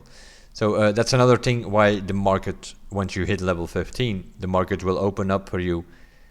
Examine all those things, so we'll give you more things available. Some of these things, of course, are some of these suppressors are going for like 100k or whatever. They are very pricey, but it's one of those things. And that was just going from the first thing here, the workbench. Lavatory, it's a matter of finding a toilet paper, a toothpaste, and a soap, and then 2,000 rubles. I think you start the game with, is it 400 or 500,000 rubles that you have available? So yeah, you can pay 2,000 rubles to start your lavatory. Lavatory is kind of important in such a way, it doesn't need fuel, and you can do some crafting on there immediately. Lavatory is one of those stations where you can do crafting. Workbench is another one. Nutrition, med stations. Those things you can craft items as well, which means you do not have to buy them. Or you can craft something to make passive money. We will have a look into that in a second. So also this, yeah, I will share that document as well in the description. Sort of gives you, this is sort of the hideout tree. So you start with this level and then you need to do these things. That's why you see these little arrows over here. You need to build up vents number 1 before you can do vents 2 and before you can do rest space 1. That's why these little arrows are in between these two columns here. You first need to upgrade this before you can do this, and then it moves on like that. So the whole tree keeps going, and eventually you end up with air filter, rest space, library, boost, intelligence, CAF case, Bitcoin farm, 1, 2, 3. That's all up to you. At this moment in time, I don't think Bitcoin tree is worth it, which also means you can save yourself the money of the solar power. But I will show you a fully upgraded, or more or less a fully upgraded level. So you have all these kind of items that you need. I also have a second tab here, which says items needed. And that will tell you for instance, here you see alkali. It says 2 + 2 fir. What does that mean? That means that you need 2. And then you can search here. Oh, 2 for nutrition. That does not need to be found in raid. And you need 2 fir or found in raid. And that is for peacekeeper. You need 2 of those. So that is a peacekeeper quest at some point in time where you're gonna have to use 2 alkalis. So the ones for nutrition station, when you have the flea market available, you can just buy those 2. So you don't have to worry about it. What you have to worry about is items needed are especially the ones which says fir. Those are things you need for a quest. They need to be found in raid or crafted in your hideout, which is also considered found in raid. All the rest you can pretty much sell. If you find something on the game and you bring it out, you can sell it either to your traders or once you have flea market available to other players. But everything that says here, you can scroll through it here. Everything where it says fir, that means that at some moment or another you're gonna need that for a quest in your quest line if you do the quests, that is. Some people decide not to, but it's a way of leveling up faster if you do those quests, and it gives you something to do. It's all these little tasks on different maps. It also learns you the maps and all that kind of stuff. Like here you have Marlboro cigarettes you find from time to time. Do you pick that up? Do not? As a new player you have no idea. This will help you a little bit. It tells you like, hey, we need 5 Marlboro cigarettes for mechanic. At some moment or another he has a bad habitat, I think it's called, or bad habit, where you need to find like 15 cigarettes, 5 Marlboros, 5 Lucky Strikes and 5 Wilsons. Other than that, if you find cigarettes, you can just leave them behind, unless they are worth a lot of money on the market because of some sort of craft. That's how the market sort of works. If people need it for a craft, other people will try to sell it for a high value on the market. So you can scroll through that whole thing. These are all the things that you need at some moment or another, either for your hideout or for your quest. If it's quest, it will say like this here, weapon parts, it just says 3. You don't need any weapon parts found in raid. You just need 3 for your workbench, which means that you can just go to the flea market whenever you come to that station. It's workbench here somewhere. Here it is, workbench 2. You need 3 weapon parts. And then you can just go to the game and say like, okay, we need 3 weapon parts whenever you get there. If you have them available, just keep them.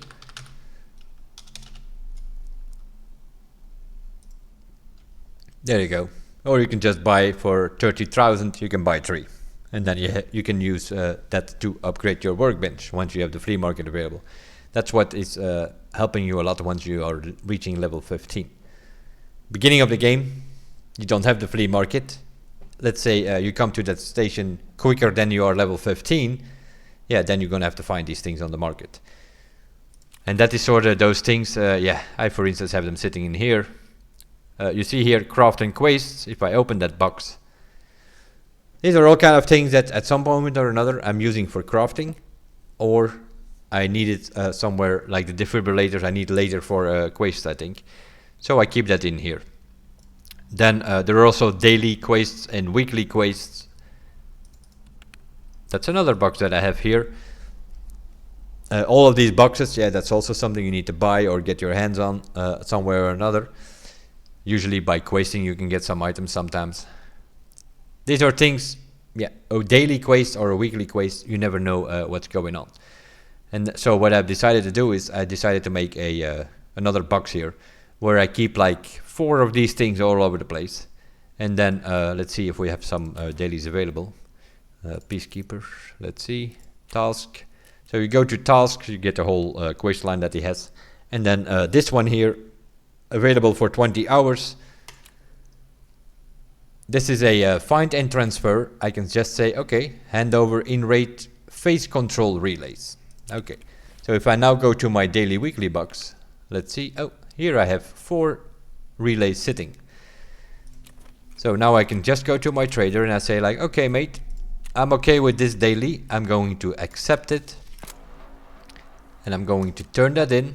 There are 4 sitting in my box, I just select 2, turn it in, complete. The daily is complete. This is one of the reasons why I have that box sitting in there. And whatever shows up here gives me 5,000 XP. He's gonna give me some stuff. He's gonna give me some euros, some horse figurines, and our reputation goes up 0.01 with him as well, just because of 2 items that we need to hand over. If I don't have them sitting in my stash, then I need to go out on the map and I need to go find these things in a toolbox or a tech crate or something like that and bring them back out. That's why I have these things sitting. Now, of course, that means that now I only have 2 relays here. But that's fine. Now I know that next time I go out, I have some slots available. I come across a toolbox, I check it. If there is a relay, I pick them up. And that's sort of how I'm filling up this box with like always 4 items. The other day they needed 3 matches. I had them available here. So yeah, now I need to find a few more to fill up this box again. That's one of those boxes. Here I have a box with only drinks. Here we have food. These kind of bags are available from your traders. I think this is Jaeger. Let's see. Yeah, Jaeger has these boxes available. You need to trade it with him. You cannot buy it from him, so you need to do a trade.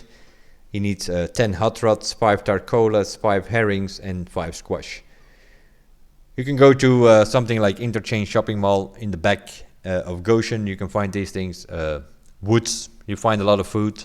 Lighthouse, you find a lot of food, especially on the beach area. So you can find those things there. Then that food bag is not costing you anything. Or you can just say like, okay, let's see, what do we need? 5 tarcolas, you right click on it, filter by item. And not sure what's going on here, but apparently the tarcolas are very rare nowadays. But I could potentially buy these 4 here from this guy, 48,000, and then the other one for 17. So for about 60,000 I can get another of these food bags. Med case you can get from Therapist. I don't know, let's see. Level 1, you can only get these lucky scab bags from her for 1.1 million. Why do you buy these boxes? Yeah, because for instance the lucky scab box is 4x4 in your inventory. It's only 16 slots. If you open that thing, it's 14x14, which is 196.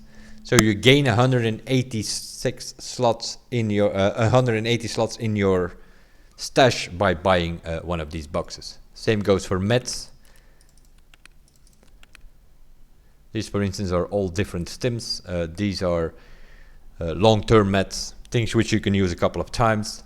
And then over here we have some single-use items that I have in that box. So meanwhile, I have 3 of those med cases. Money case.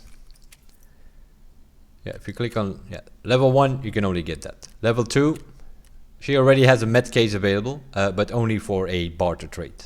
So then you're gonna have to find these things or buy them on the market to trade with her. There is also a quest, a task from her, which will give you eventually one. So I think I traded for 1 or 2 and then one from a quest, so that's why I have 3 sitting in there. If you have her on level 3, then you can also buy the med case for 540,000 rubles. It's cheaper to do the barter trade than actually buy it from her. And then on level 4, she buys some tick cases and such that you can not buy, but you can trade with her.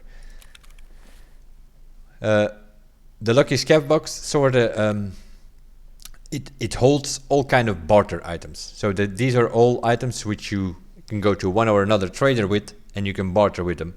That's what you can put in these boxes. Then you have the tick case over here that can pretty much hold any item in the game. And that means I have some armor here now, I have some backpacks sitting in here. It's not just one backpack. No, backpacks you can put inside each other. So yeah, as long as they are equal size or smaller, you can put them inside each other. So you can keep your backpacks in there. This thing also holds other cases, right? So I could, for instance, remove all this and I could say like, let's see. Oh, I want my med case in here. Not a problem. You can put a case in a tick case. You know, it's like you can fill. I can fill this tick case here with all my food and all that kind of stuff and put it in here. That's possible. Why do I have 10 whiskeys and 10 vodkas in here? Upcoming quests that I know that is going to show up. Where do I know that from? Well, we go back to our Google document. So these are all of the hideout trees and all the things that you need. Eventually, we'll have a look in that in a second. The second tab on here is all these items in the game that you need either for a hideout or for a quest. And then you see some more tabs in here with the traders. This is the whole quest line for Propor. So the first quest you're going to get from him is debut, which means you need to eliminate 5 scavs on customs, and you need to hand over 2 MP133 shotguns. As I have put in here, it can be bought from Jaeger. It does not need to be found in raid. So this is sort of the quest line with a bit of explanation to go with it that I put in this document. And I had some work with it, obviously. Every patch again, I have to update this thing. So it is a bit of work. If you need a key or something, it will tell you which key you need, where you can find it, if you can't find it, if that you need to buy it, that kind of stuff. Each of these quests, if you complete them, you will get rewards from it. If there are some special rewards, then I have it put in here in blue. Like for instance here, from search mission, you can get a compass, which means don't buy a compass, you will get one very early from Propor doing search mission. If you find his convoy on woods and locate the user camp on woods and then survive and extract, then you can complete that. You turn in the items that you need. You complete the quest and he will give you a compass, and then you don't need to buy that.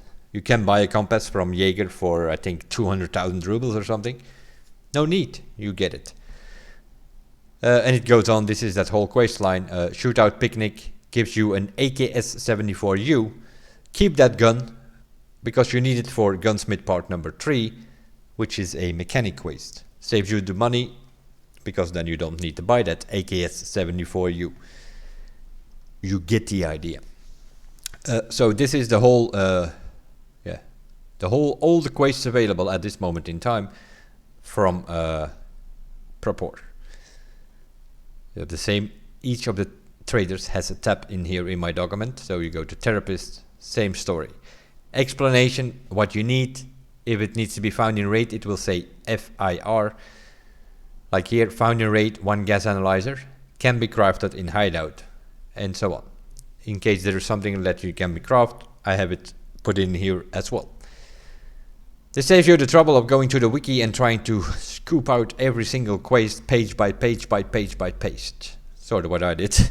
And then I put it up here. I sort of did it to make this document. The whole therapist quest line you can go through as well. Skier, same story. Peacekeeper, same story. You will see that fishing gear here. This quest line is unlocked after completing Friends from the West part number 2 with skier. And that means if you look at the skier quest line, it's not that early that it shows up. It shows up somewhere here. Friends from the West. You complete part 1 and then part 2, and that will unlock once you have done part 2 is just hand over 6,000 USD to him. And once you have that complete, then you will be able to unlock the Peacekeeper quest line. It's kind of important, especially seeing you need to level up this guy. You can get him to level 2 by just spending money with him, that's fine. But if you want to get this guy to level 3, you need to get quests from him. And you will not get quests until you have finished Friends from the West part number 2 with skier. For instance, things like this you will be able to find in this document. It is updated, which means all of those new lighthouse quests and such are also in this thing here. Mechanic, what I do not have done here is, if you look for the gunsmith quests, you will find a few in the beginning, and then you have gunsmith 5, 6, 7, 8, 9, 10. These things are constantly changing. They are constantly changing with weapon parts, the numbers of recoil and ergonomics. They are constantly changing that. So in case of the gunsmith, I have not explained, oh, you need this part and this part and this part. I just put up modify an AK-105 for part number 10. And that's where that edit preset comes into play. You play around with that till you get the idea of what he wants. What do I mean by that? I'll give you an example. We go to the traders. Let's for instance take that gunsmith part number 10. Let's see if I can find it. Here it is. So you accept that quest, and then it will tell you like, hey, this is what I need. It gives you like some little story. And then he says like, okay, I want an AK-105, I want a silencer on it, I want a 60 round mag, I want a sighting range over 800 meters, ergonomics above 40, recoil less than 500, and the weight cannot be more than 4.8 kilograms. And as compact as always, it can only be 8 slots. So that is sort of the kind of stuff that he tells you. And then you need to get your hands on an AK-105. Let's see if I have one. Do I have one? Yes, I do actually. So this is an AK-105. It's missing a few parts, as of course. And then you need to play around with that. And that's where this edit preset comes into place very quickly. So you can make a bastion or something on there. And then you can play around with it, and now it's about getting the numbers the way you want it.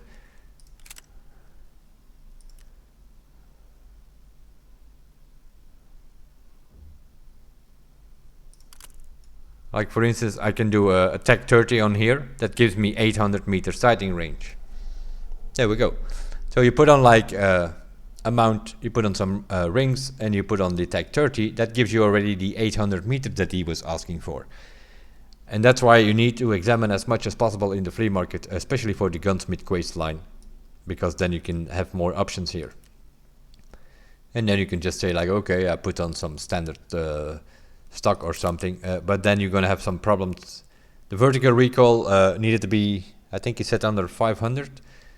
The recoil, that means you need to add the vertical and the horizontal together, and then see if you can get there. It needs to be compact, 8 slots.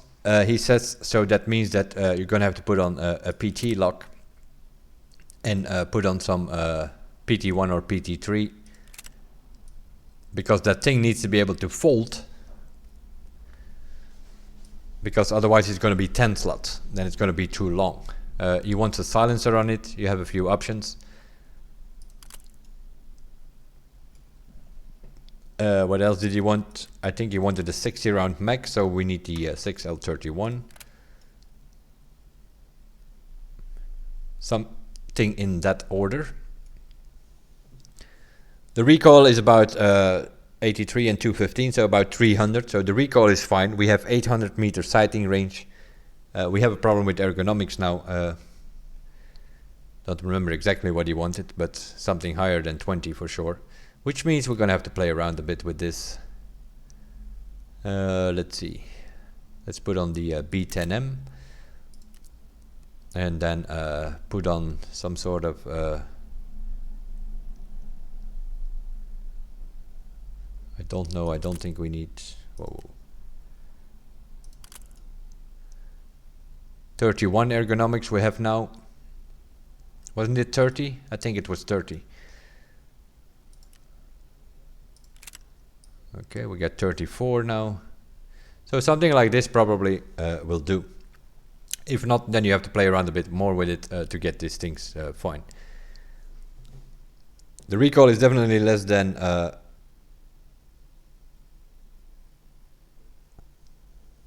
280. It was also something with like 4.8 kilograms weight. We have 5 kilograms, so we probably need another suppressor or something which is lighter. There we go. Hexagon is 4.8 now. So you have to play around a bit with these parts.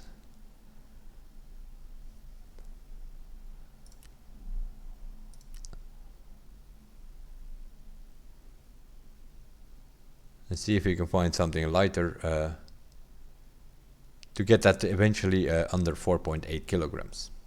Or you take some other, it's possible that this tech is a bit too heavy, that's no problem. then it's just a matter of finding something which gives us also 800 meters.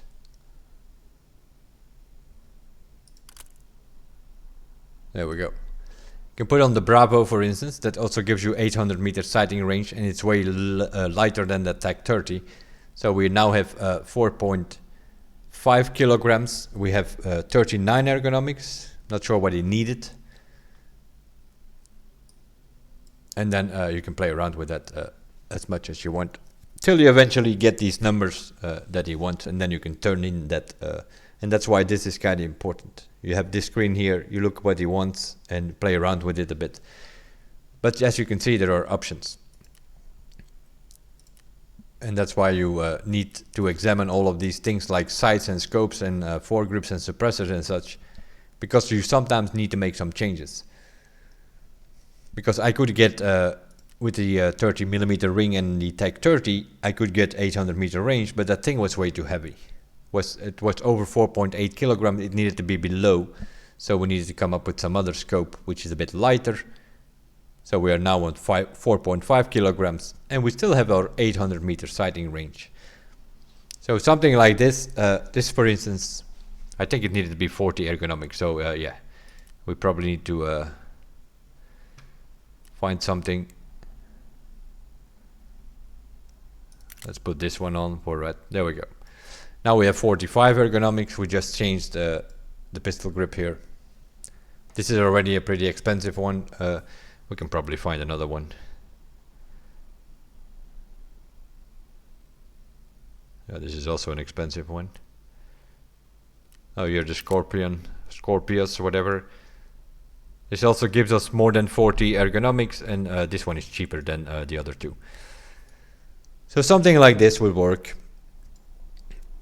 We have definitely less than 500 recoil. We have 800 meter range. The ergonomics is 40 plus, and the weight is under 4.8 kilograms. This thing, perfectly. You can just turn that in for gunsmith part number 10. And that's why you, for instance, need that workbench at level 1. So you have this screen available that you can play around with. Makes it way easier to get those gunsmith done, for instance. At the same time, I would advise you to play around with it and not just copy whatever the wiki says. First of all, these numbers constantly change. PSG from time to time changes some recoil and ergonomic numbers on all these parts. So it's not that bad of an idea to play around with it yourself. And at the same time, you learn how to mod weapons in this thing and how to get better recoil on your guns and such. I'm not an expert on it, far from. Because of course there are some cheesing moments, like for instance over here, what is that here, that MK47. I'm not 100% sure how it exactly works, but there are people who get it very low. I think they changed the to the RSSAS handguard, so they put on like a handguard from another gun or something to get lower numbers, but like for instance the ergonomics here is not that great, so we need to play around a bit with that. Maybe a shorter barrel, something like that. Usually the longer barrel gives you better stats than the shorter barrel though, but you get the idea. Sometimes it's also a matter of how it looks. Let's see, do we have an M4 here or there sitting? Probably. Not anymore. Oh yeah, like this thing for instance is just I played around a bit with it, but this is pretty much it's a bit of an advanced version of what you need for gunsmith number 1. You need an MP133, you need that plastic thing here, you need the cylinder GKO2, or you can change to the Remington, that also works. And you need a pistol grip and stuff like that, so yeah, this is just a shotgun that I had sitting in here, for instance. We found it, we played around with it. We can use that. I like to use a bit of everything. Of course, we have a couple of these things available.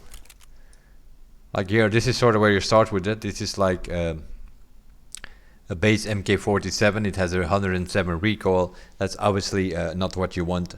So then you start playing around with that.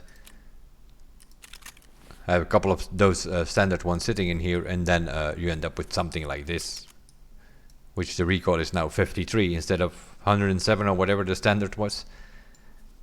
But you can still get it lower. We can still make this lower, or get some more ergo from it, because that's what I mainly want from it. The ergo is a bit low on this one.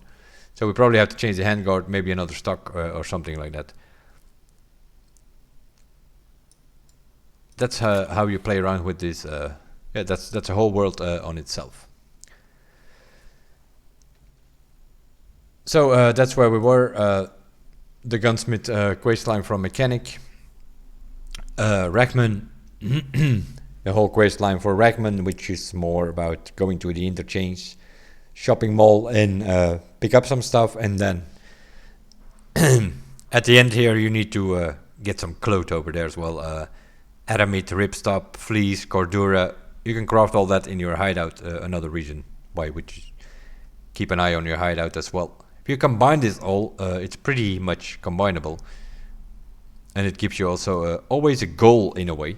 If you do all these quest lines, then you always have a goal. Even if you don't know what map should we play now, one of your quests will guide you. One of your quests will tell you like, hey, you need to do this or that, and it needs to be on that map, and then you think like, okay, let's play that map. Eventually you do all these quest lines, and then you end up with Fence, which is pretty much at level 45 this quest unlocks, and you can only complete it at level 62 though. And what is that? That's pretty much the collector. The collector in combination with the choice, I guess. The collector, you need to find all kind of streamers items, and you need to turn them in. And then you have the choice, which is hand over the Epsilon secure container, which you can get from, I think from Purport at some point. He will give it as a reward. Especially if you have the highest edition, you don't need the Epsilon, because you have a Gamma, which is 3x3. The Epsilon is 2x4, I think. So that's only 8 slots, and we already have the Gamma. So you can keep your Epsilon, do not sell it, just keep it, and then turn it in here to whenever this unlocks. This thing unlocks at level 60. This quest unlocks at level 60, but it also gives you 777,000 XP. So you want to wait with this thing till you're like level 60 or 61, and then you turn that thing in. That will help you get you to level 62 quicker, because the higher level, the more XP you need. So in the beginning you will level up quickly, but as it evolves, you're gonna have a lot of XP. I think you need like about 1 million XP to get to level 30. And then, but at the end, you almost need like a million XP for one level. So if you can get 777,000 XP, that sort of gives you almost an extra level. So that is also something you want to keep an eye on. The same goes with some of the other quest lines. And then you need all these streamers items. You need one found in raid of everyone. And then yeah, whatever. For instance, the battered antique book is from Dobby Killstreak. You have the beard oil, which is from Daddy Slop. You have the fake mustache, which is from Sequisha. You have coffee beans from Dr. Lupo. The plague mask from Pestily. Yeah, sort of also here. What are these items that we're looking for? From which streamer are they? You can find it here. This is also something that changes every wipe. They usually add a few new streamers items to this thing. So yeah, this list will always get longer and longer for this final quest. But yeah, you have time to level 45 to collect all of these things. So yeah, normally you can find them. That's sort of what this document tells you. Hideout overview, all the items that you need either for hideout or for quests, you will be able to find in this second tab. And then you have the different traders with their whole quest line, more or less explained what you need to do and where to go look for it. That you can find here as well in this, pretty much in this same document. Let's have a look on the hideout again. So this is pretty much a hideout which is more or less fully upgraded. The stash is on level 4, was already from the beginning. Seen I have the highest edition from the game. It comes with the maxed out stash level, so I don't need to upgrade this. If you buy a standard edition and you want to upgrade to your maximum stash, which is it's possible, but it's going to cost you I think about 35 million rubles or something to be able to do that. So yeah, another reason why you might want to consider buying the highest version. If you really intend to put in the time and the effort in this game, it's definitely worth it. Let that be clear. But yeah, maybe you're not sure, or your wallet doesn't allow you to pay the highest edition. Fine, buy a standard edition and then save some money over time and upgrade later on whenever you can or whenever you want. That is also an option. So what are these stations? We for instance have the lavatory here. Let me quickly accept something. I crafted for instance a rig here which I needed to get some room.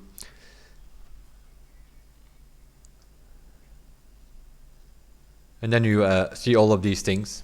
Some of these things you might need for other stations, so you can in lavatory you don't need any power or whatever, so you can always, from the moment you have lavatory available, you can start crafting things in it.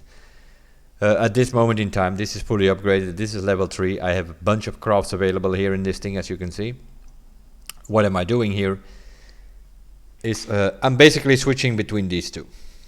I am crafting from time to time some air filter, which I need for the air filter unit. And then whenever I have empty cans of fuel available from my generator, I'm crafting magazine cases, which I just sell on the market. It's passive income. You can sell these things for like 200, 250,000. They came down in price. They used to be 300, but they came down a bit in price. If you're using not the blue fuel in your generator, but you're using the gray ones, that's also not a problem.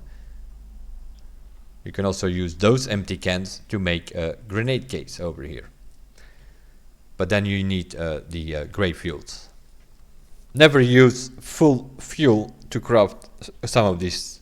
Always use your fuel first in your generator, burn through it. Once they are empty, use the empty cans. That's why you also see people selling empty cans on the market. There will be some others who will buy that in case they are out of fuel.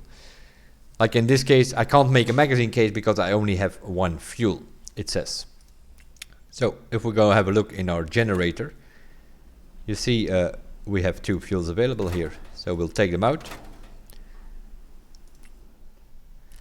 We go to lavatory. Let me first check my air as well.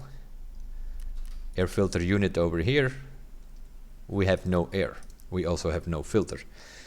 And that's because I'm a bit late today. So now I have 2 options. Either this station is out of air, which is a bit of a problem. So what we're going to do is check my wish list. 185,000 rubles. I need to buy this thing here now. I have no other choice because I have no air. This thing gives you air for 19 hours. And it will give your physical skills a boost. So your endurance, your strength and so will level up faster. 40% it says. This is not true. I need to go out and go back in, I think. And then it probably shows me the right number. There we go. 48.4. Because it starts at 40, but I'm already crafting in a lot. So that increases the whole time.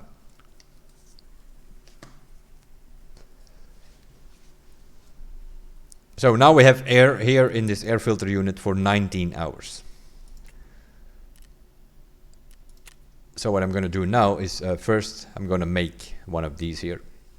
So I have these metals parts available. I have a tool set setting in. That's all of those things that I have in my crafting and quest box in my stash. So yeah, I don't have these things, but see we have market available. That's not a problem. These are not that expensive. We buy 2 for 18,000. That's 36,000. But I think you get the idea here. This is getting more and more expensive. They used to be 20,000. The price is going up and up and up because more people need it. But nevertheless, when I can get my hands on one.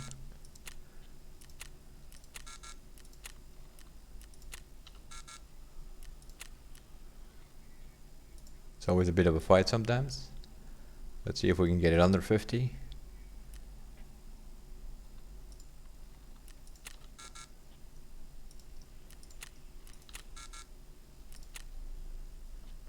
Bit of a fight. Okay, 42,000. So what I did now is I bought 2 of these for about 30, 35 and 42. So for about 70,000, I have all of these things available. I craft this thing, hand it over. Now it's crafting. It takes about 2 hours and I will have an air filter. You just saw me buy an air filter for about 200,000 or 185,000 on the market because I needed one. It's better to craft it. If you can find these things, you can find these pretty easy. Then you can craft it for free. If not, you might have to buy, like I had to do now. I had to buy a filter or 2 here and one of these. So yeah, for about 80,000 I'm crafting now. If I have, normally I have all these things available because I find them on the market. Then it doesn't cost me anything to produce an air filter. So I craft this thing for 2 hours. Whenever this thing is done, I will craft a magazine case, which needs some nuts and some bolts and some fuel. That's not a problem. We had fuel available. If I look into my crafting and there we go. We got nuts available. We got the 3 bolts available. The only thing I need to potentially buy here is one of those scissors, because that's I'm out of at the moment, but that's fine. And that magazine I can sell for 250,000. All the rest of the things that I need to make that magazine case I have available in here, and that's why I have these things sitting in here.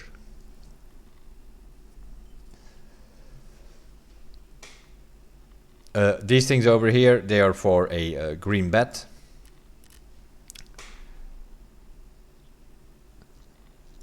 So that's sort of what I'm doing in the laboratory. Now, of course, you need to keep an eye on your fuel here. We have fuel for 18 hours. I'm going to have to buy some fuel later on.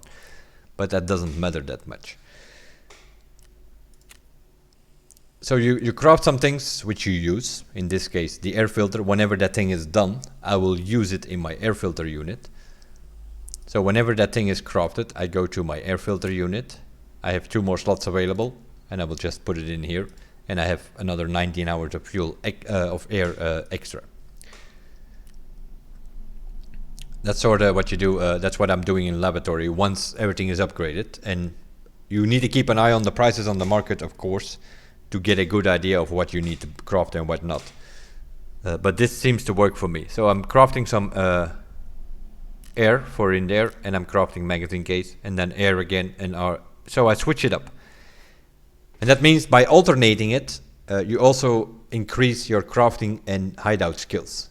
If you always do the same craft in the same station, you're going to get less points and your skills will not upgrade that quickly. So always, whatever station you craft, always alternate your crafts. If we look in the workbench, not sure what I was doing here. We'll have a look. Green bat, I think. Yep. So we crafted a green bat. There we go. So now we have to craft something else here. We'll have a look at that. I'll probably make some bullets or something. That's what I usually do here. I craft a green bat and then I combine that, like for instance here. We have the gunpowder available. We need 2 green and 2 blue ones. And that this will take 16 hours, but it's going to give us 120 bullets, which are bullets I cannot buy at this moment because I have not done that quest yet. These bullets are pretty good, 762.39, but I can't buy them because they are locked behind the quest. And even if I could buy them, I can only buy 120 every time the trader restocks, which is about every 3 to 4 hours. And that restock is different for every trader, so it's not like you can say like, oh, the traders restock at 4 p.m. Let's make sure that I'm there and buy whatever I need. No, it doesn't work like that. Each trader has his own restock time. So yeah. And they only have a few available in a way. It will take, some of these items will take a few minutes and they are completely sold out, and then you have to wait another 3 hours before they have another available. So that's why even for a craft like this, which takes 16 hours, it's worth doing, seeing we have the gunpowder anyway. And that's what I'm doing. Some BP, some PBP, which is the 7N31, some M995, things like that I'm crafting in, and then I'm alternating it with the green bat, which I know people need 5 of for another station. So that's sort of what you do. Like, where's my green bat? Here. So that's very simple. You right click. You can see 190,000 something. So we add the offer. 192,777. 20,000 tax. So for about 170,000, because you need to pay tax on it if you put something on the market. For about 170,000, I crafted a green bat for free with items that I had. I put it up. That thing will sell very quickly. I think it already sold. Oh, these are the rewards from earlier. That thing will sell in a bit. So that's sort of what you do. Over here we are crafting, I think, some Intel. Oh, some flash drives. That's what I'm crafting here. 3 flash drives, and then I'm using those 3 flash drives with a paper to craft an Intel, which you can sell for 400,000 rubles on the market. That's the 2 that I am sort of alternating in my intelligence center. If you need one of the other things, you can craft as well. They take even longer. The flash drive takes about 30 hours, I think. 32 hours, something like that. And the Intel also 30 hours.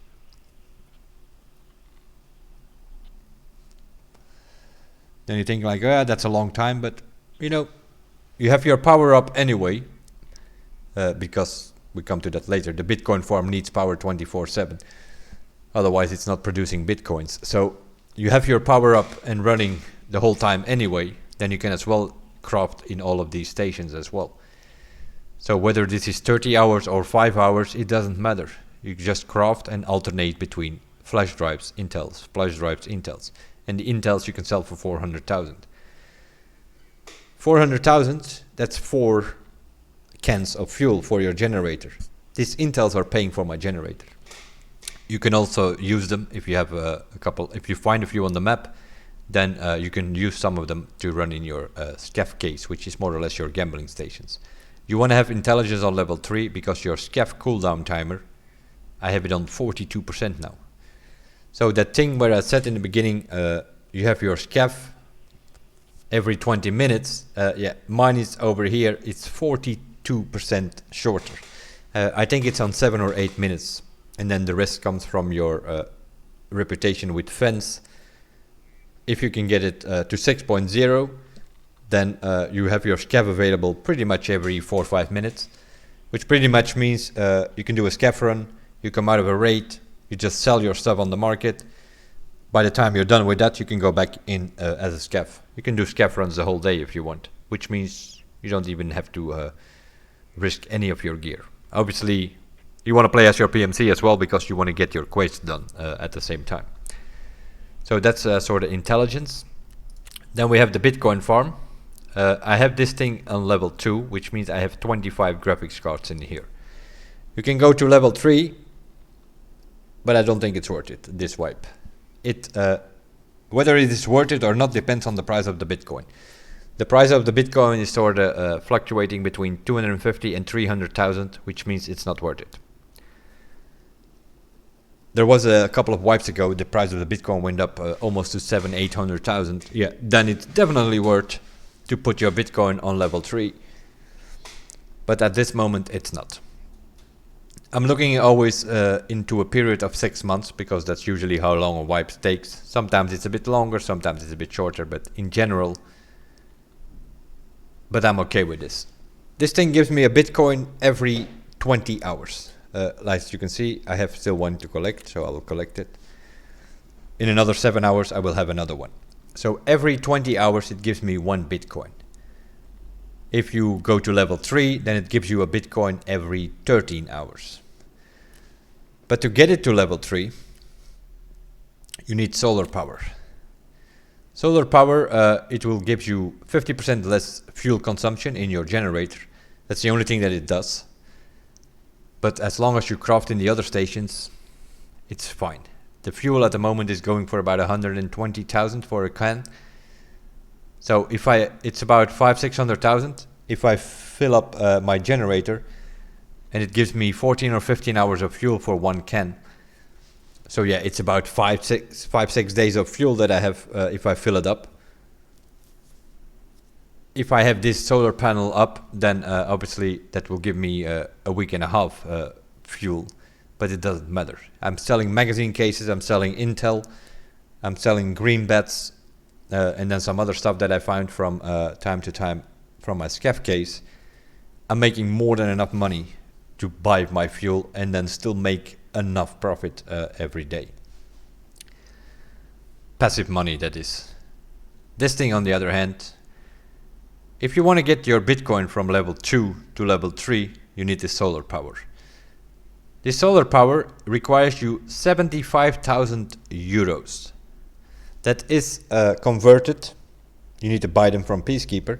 It's going to cost you about 11.3 million rubles to convert to 75,000 euros. Next to that, it wants 4 AISAs. That's another 700,000. It wants 3 of these. That's another 100,000. It wants 10 of these military cables. That's about 800,000. And then we come to this thing here. It wants 10 military power filters, which is about 5-6 million. So if you add all of that stuff up, the solar power is going to cost you about 20 million. It's going to cost you 20 million. I think it needs about 90 hours or something to upgrade. So it's also going to take you a couple of days before it actually upgraded. 20 million over here. Then you come to the Bitcoin. It needs these things, which is also about a million too, to upgrade this. And as you can see, it requires solar power first. So, and then of course, if you upgraded it from 25 level 2, that is what you have here.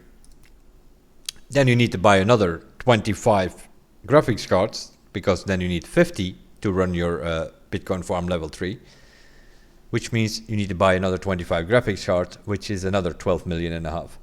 So that solar power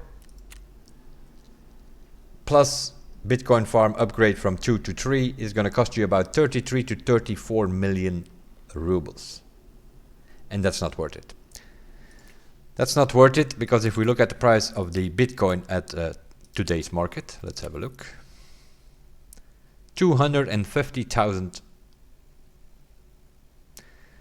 I've done the math on it when the price was 280,000 rubles, and then looked at it in a period of 6 months. Bitcoin farm level 2, you need to do some investments for that, and it takes you about 2 months or 56 days to get your money back.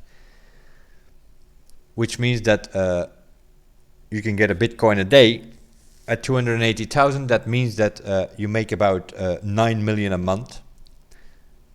So 2 months to get your money back, another 4 months, because I looked at it at a period of 6 months. That gives me 36 million rubles profit on a period of 6 months. If I make it Bitcoin farm number 3, I need to do an additional investment of 34 million. And then it takes me about 4 months to get my investment back. And then I will get about 12 to 15 million, I think, from the Bitcoins. Because then obviously you get one Bitcoin 7 hours faster than with the level 2. And then it comes down to, you can get like about 30 million in the remaining 2 months.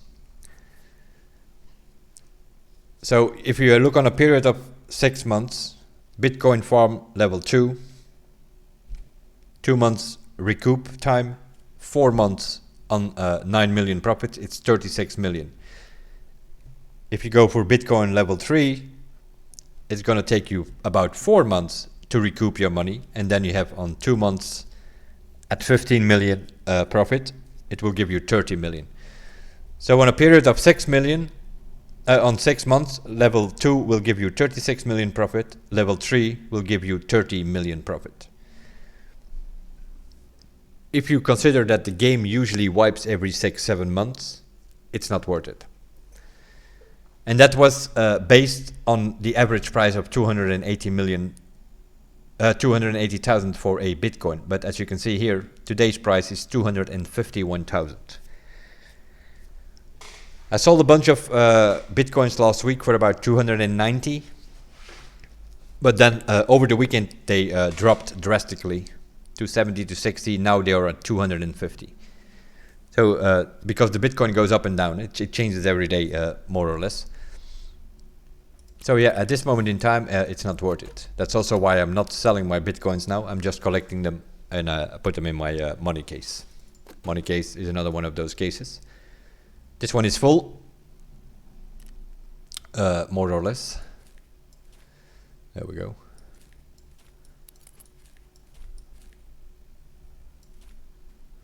This one is full. One full money case is 24 million and a half. You can put in stacks of 500,000 every time. So I had to buy another one because I was over 24 million and a half. So yeah, I'm keeping the Bitcoins now. Once they go somewhere around 300,000, then I sell them to therapists. But yeah, every 20 hours I have a Bitcoin, so I'm just stacking them in my money case at the moment. Meanwhile, our green bet has sold as well, so that's another 200,000 coming in. So that gives you an idea of what I'm doing in the hideout.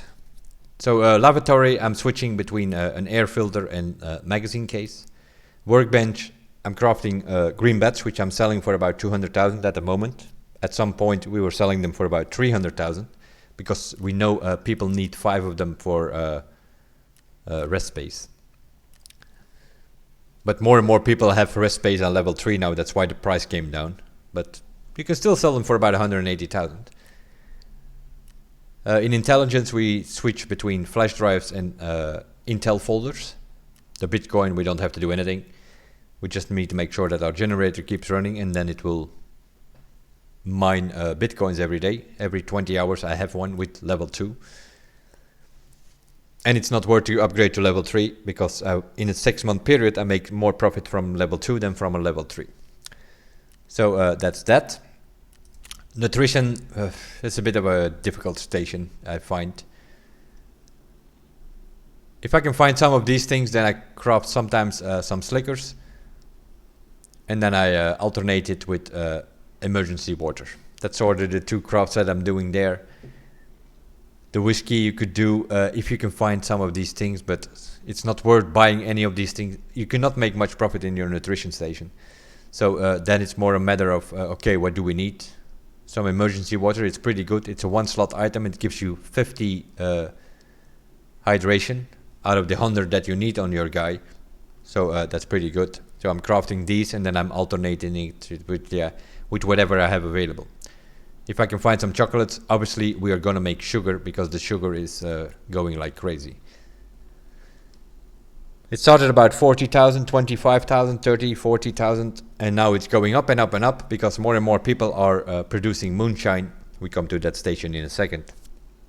This thing will go, it will keep increasing. This will, every wipe again, it goes over 100,000 at one moment.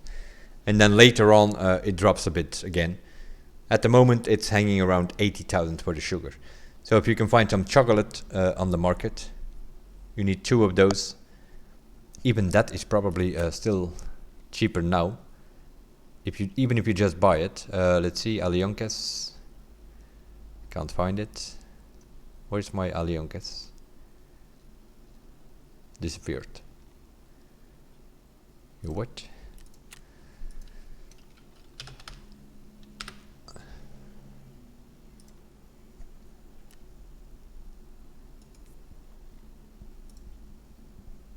Yeah, it's about the same at the moment. But sometimes if you keep an eye on it, Sometimes you have some guys, they don't know what they're doing. Then you can pick it up for like 28, 30,000 sometimes the chocolate. Then it's cheaper to buy 2 of these chocolates and produce your sugar than to buy the sugar for 80 or 85,000. 2 of these gives you 1 sugar in your nutrition station. So yeah, that's a possibility. You can also run some woods and so try to find these chocolates. Then you can craft it. In about an hour you have sugar. So it's sugar is sort of what I'm doing here. Med station. I'm doing a bit of everything, but as you can see here, we crafted 5 of these SJ1s. And why are we crafting the SJ1s?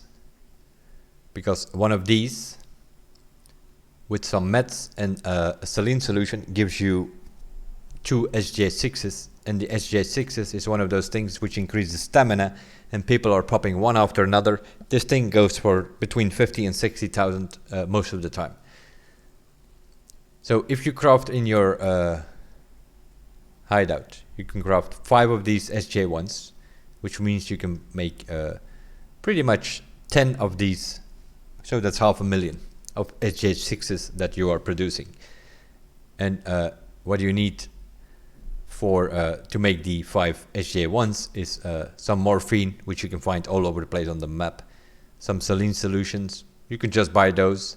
Propitals, you can make with an ibuprofen, a gold star, and some meds. The ibuprofen and the gold star you need to find. Ibuprofen maybe you can buy, but the gold star you need to find because otherwise it's not worth it. But even that you can make some profit from it if you want to. But this is increasing in price now. Yeah, this is also increasing in price. People, more and more people have found out about this business here, I guess.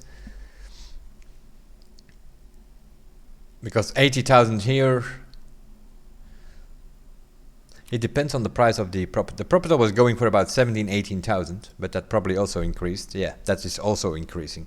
So if this thing goes to 20,000, you can craft 7 of them. That's 140,000. So if you can buy these things, the gold star and the ibuprofen, or find them, then you can make some good business with that propital as well. What I'm doing is I'm crafting the propital, I'm crafting the SJ1s, I'm crafting the propital so that I can craft the SJ1s with the propital that we have crafted there. We can make 10 SJ1s, and with those 5 SJ1s you can make 10 SJ6s, which you can sell for 500,000. And then you need some meds as well, but you can make 3 meds in about 40 minutes. So that's not a problem. So you alternate that, you bring that in, bring in some propital, some SJ1s. Now we do the SJ1, so now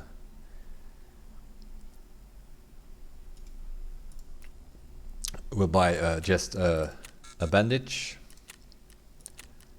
We can get our hands on one. That's it. That thing is nothing. That's like 2,000. So the next thing we're going to craft is some meds. There we go. 3 meds. In 40 minutes we will have 3 meds. And then we can craft the SJ2 again, which we can sell for about 100,000. So that's what we're playing around a bit with stims in the med station. And alternating between meds, propital, SJ1, SJ6. And keep going with that. Make some propital, make some meds, make some SJ1, make meds again. You need more and more meds, so you always alternate with the meds. You alternate the meds with one of the stims, basically. Over here, we make superfied water in the water collector. You need a filter for that. The filter goes for 8 hours, so and the craft itself is about 5 hours. So this is unfortunately one of those things. I don't have an extra slot. I would like to see 2 slots here, that you can at least finish a craft. Now when you need to keep an eye on it, I need to be here in 1 hour to replace my filter here, otherwise this thing will stop producing the water. And you need that water over here in your moonshine. I will get it. So we crafted a moonshine now.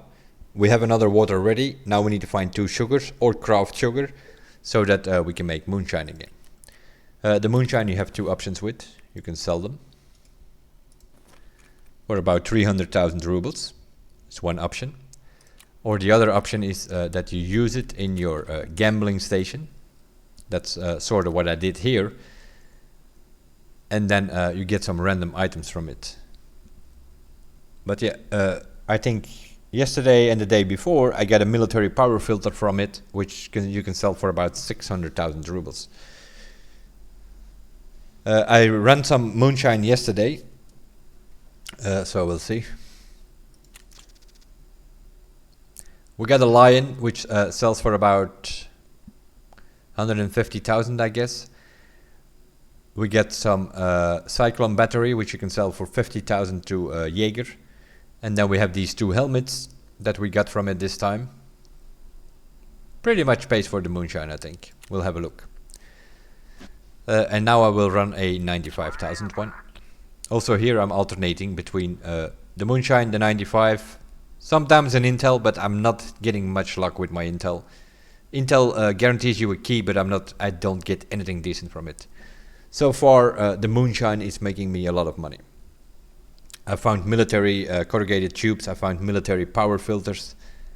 The other day I found it gave me a number 11 SR key, which is about $1 million on the market. So yeah, you get the idea. Moonshine is probably the way to go. Sometimes I have too many moonshines, then like now I don't know what I will do with it. Let's have a look. Drink. I have a slot open here. That means I will keep it. And when the 95,000 is done in my gambling station, I will run the moonshine again. If I have moonshine extra, then I will just sell it. It goes for 300,000 on the market. So the battery here, let's have a look. See if we can make 300,000 from what we got from him. 50,000 to Jaeger, this cyclone battery. You can also say like, no, I want to sell it on the market. It's not worth it. It also goes for 52, 53. You need to pay a fee on it. You get less on the market than you get from your traders. But that cyclone battery is one of those things. Just sell it to Jaeger. 51,000. You might even get a bit more. Let's have a look on that. You might even get a bit more. Yeah, actually, Therapist gives 53,000 for it. That used to be the other way around, though. Jaeger usually gave more than Therapist. But apparently it's not the case. 53,000 she gives. She also gives 100,000 for the lion. That is not worth it, because I'm pretty sure that thing goes more on the market. There we go.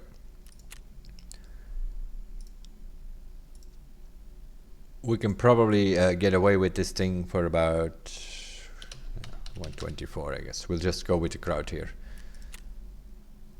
So yeah, it gives 14,000 tax, 110. So yeah, she gives, it's more 10. If you can get 10, 15,000 more on the market, you sell it on the market instead of to a Therapist. So that will sell. The helmets and so, they're probably, they also sell 80,000 and 46. Now we go to Ragman and see what he gives for these things. This one sells as much over here than on the market. So we have the lion for 120, we have the battery for 170 in total. This thing is 45, so that's 215. Deal. 215, and then we have this one, which we can sell for 81. So yeah, also it's about 300,000, so it's a break even this time.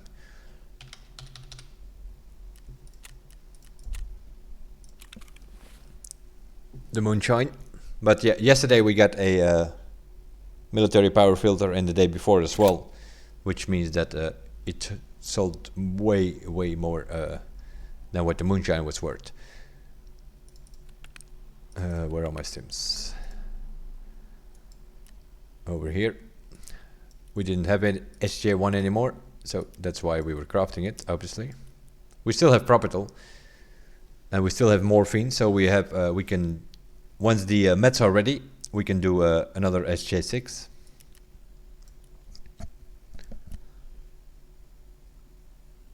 And the SJ6 is still going for about 50. Yep, Yeah, I usually sell it for 51,777, and that usually goes very quickly.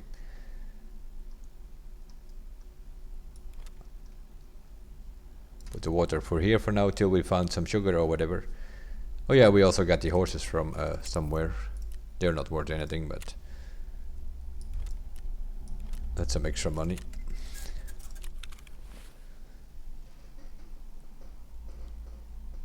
We have another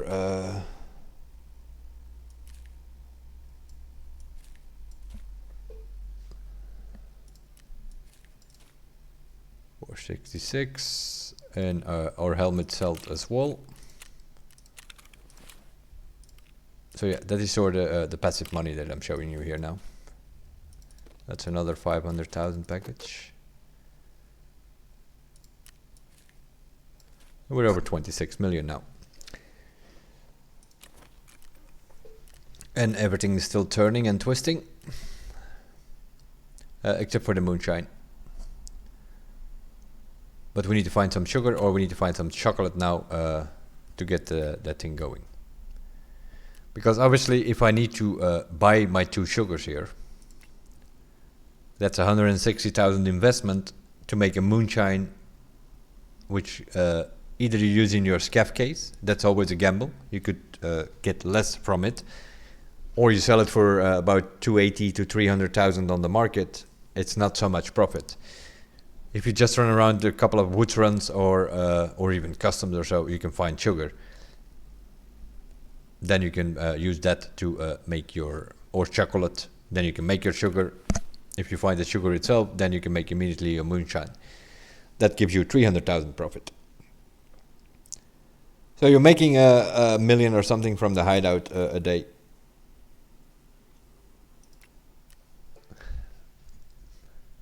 Usually. And you are investing every 3 days and a half, you're investing like 500,000 to buy your fuel. Pretty much what it comes down to. Like now, once we have this filter, then we have filter for almost 2 days. So that's fine. Then I can make a magazine case. They are dropping in price. But during the night, you can sell these for about 250,000. Or you can keep them. That's another option. You can keep them, these magazine cases, because you can also craft over here this lucky scab box. You need 2 magazine cases, a scissor, some bolts, a keg tape, and some metal parts. You can make a lucky scab box. That's these things over here. And they are going for about 900,000. And people will still buy it because there's no other way of getting it than from Therapist, and she sells it for 1.1 million. The other way is to trade it, but then you need 100 dog tags level 10, which means you need to kill 100 players level 10 or higher to be able to get this one. So why would you buy it for 1.1 million if people are offering it for 900,000? If you want one of these boxes, you just buy it on the market. In other words, people will buy this. It came down in price though. Normally people are selling it for about 1 million. You see many people here 920, so yeah, they're always undercutting each other, you know, because... But at some point or another, you need to come to a consensus. You will not see people go under 900,000. And people are buying this. People always find things. People need room, right? I'm not collecting much guns of some sort. Yeah, a few here and there, but some people they have a weapon collection in their stash, and then then you need many of these boxes to keep some stuff like this in here. Otherwise, you don't have room for it. It's pretty much what it comes down to. We haven't been once on this map, and we are, I don't know, 2 hours, 3 hours into this video, trying to explain to you how this game is working nowadays, but it's pretty much the tip of the iceberg that we have showed you here, because we have not been in any maps, but I'm telling you what it is. and what you have to take care of. You have a bunch of tasks from all these. This is all the tasks together, but you can also click on your trader, in this case Prepare. You go into tasks. These are the 5 tasks at the moment that I have open for him. I already done some stuff. I just need to get some kills. I need to get some grenade kills. This is something that will happen over time. I need to get Mechanic and Rackman still on level 4, and then this quest will be done. We need to go to reserve at one point or another. Not a fan of that map, so I have a bunch of stuff to do there. And seeing I play as a bear, Lighthouse is a bit of a tricky map to get things done on the row camp, because we are kill on site. But we still manage to do some of those things. Here we need to kill some scavs. This is one of those things that I will not do. For the simple reason, she wants a blue labs keycard and she wants a green labs keycard. You can't find them anywhere, and they are going for millions on the market. There's no way I'm buying them to hand over colleagues part number 3. The first thing, do not kill Senator, is something we're gonna not make her happy, because we're gonna do Jaegers, whatever it is. Eliminate Senator, that's what we're gonna do. So we're gonna kill him, and by killing him for Jaeger, she will not be happy with it, and this task will neutralize, because if we kill Jaeger for Senator for Jaeger, then this thing will be unchecked, and then yeah, this thing will be done and dusted with. We might have some extra quests coming in then, sort of to regain loyalty with her, because she will not be happy that we do not finish this. If you do decide to turn this in, all of this stuff, that is also a possibility. And then you will have colleagues part number 4 unlocked, and then you can still decide like, hey, and now we're gonna kill Jaeger, this guy Senator, and then he will also be happy. But there is no way I'm turning in a green and a blue labs keycard. It's just not worth it.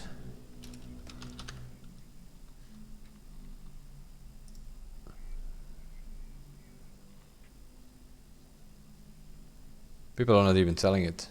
That's the other thing. So it will only be barter trades for some ridiculous keys, which also nobody can get. Let's see. Yellow and violet people are selling. Yellow for 300,000. Violet for 4 million. Okay. We will exclude barkers. There we go. So she wants blue and green. Blue is not available. Some people are barter trading for it and they want a green one. And green is also not available because people want a number 11, 211 cards, that's 2 million. A Dome's Mark Room which nobody can get, and he wants 6 of them. And 2 Ultramet keys. This guy is just a joke. This guy wants a red key card, which is worth 40 million. This also wants a red. All of these guys are jokers, pretty much. This guy wants 7 power filters for it, which is about 4.8 million. 10 military cables and an AESA, 4 AESAs. This guy is pretty much trying to sell his green keycard here for all kind of things for the solar power. So this guy is trying to get rid of his green labs keycard,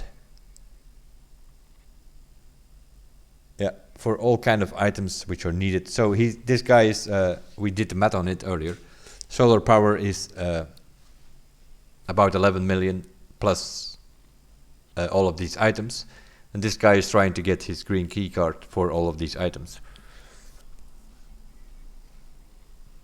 So you need to give this guy all of these items, which is about 10-11 million, and to get a green key card to give to a therapist, and the same goes for blue. So what we're going to do is we're going to leave this quest open for her here. And we'll try to kill Sanitar, which will completely destroy this quest. And then she will not be happy. Then she probably will send something to get that thing done. Eliminate scavs from a distance more than 80 meters. We will accept that one. We get 19 hours to get that done, so that's fine. That's a daily one. Let's see what he wants here. We still need to play some gold chains in interchange. We already did the ones in customs and woods. To give you an idea, here we need to kill 15 scabs on lighthouse. Night sweep is a level 50 quest. We are 38, so not something we have to worry about. We need to definitely need to go to reserve because we have a bunch of things there. We need to survive on the location. It's for skier, so it's on customs. That's the customs guy. 5,000 XP, 50,000 rubles you get from it. Customs is our favorite map. This is definitely something we will accept and try to get done.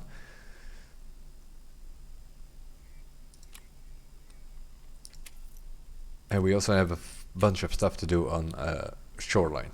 So that's sort of our next mission in my case when it comes to questing. We'll take our time. Are we going to get to Kappa? Who knows? You have the collector, which is the quest for fence, as I showed you earlier. To give you an idea what the streamer's items are. That's that you need to collect. Those are these things here. The smoke balaclava, the sequisha mustache, the fire clean, the Veritas guitar pick, the axe, I'm not sure for who that exactly was. The antique book, you have Dr. Lupo's beans, the 1G, Summit 1G phone, the Sheriff Eli bat, General Sam's red cola, FPS, the Loot Lord, Landmark red poison, Raven, I think it's from Markstrom, Pestily Placemark, Sacril's English Blunt tea, Firesteel is from Daisy Rue, I think, some Russian streamer. The Evasion armband is from Sigma and her group, not sure who the spreads are from. The beard oil is Dead Sloppy, the half mask from Shroud, the Devil Dog Gamers mayonnaise, cotton beanie. Those are sort of the streamer's item. The only thing that I'm missing, I think, for that last quest from Fence is the Willer Z wallet, which is something you can only find in the Mark's room, unless you're very lucky and get it in a ground stash here or there. That might be once out of 1,000 raids you might be able to find that. But in general, you need to find it in the Mark's room. It's a bit of a problem. We can't find the Mark's room key. And nobody's offering it except for blue and green Labs key cards. Those are those Labs cheater jokers who are selling all of these things in packages of 5 and 6 on the market, while nobody else can find the key. But they selling them in 5 and 6 packages or 10 packages or whatever. Nevertheless, we mainly run customs. To give you one example, the sample quest from him over here, whatever it is. This is one of those things. A guy running labs can finish this. You need to find all kind of special stimulators. We have more or less completed this quests. We found everything on the map, and I think we got one stim from the scav case in our hideout. I have not been in the lab once, and we also did not kill Sanitar yet. That's the other guy who potentially can drop all of these stims. Nevertheless, the mule you can craft in your hideout. The Abdolbus you get from a quest from Therapist, if I'm not mistaken. The same for the Meldonin. The 8HF1 is something you're gonna have to look for on labs normally, but I got it on one of my scav runs.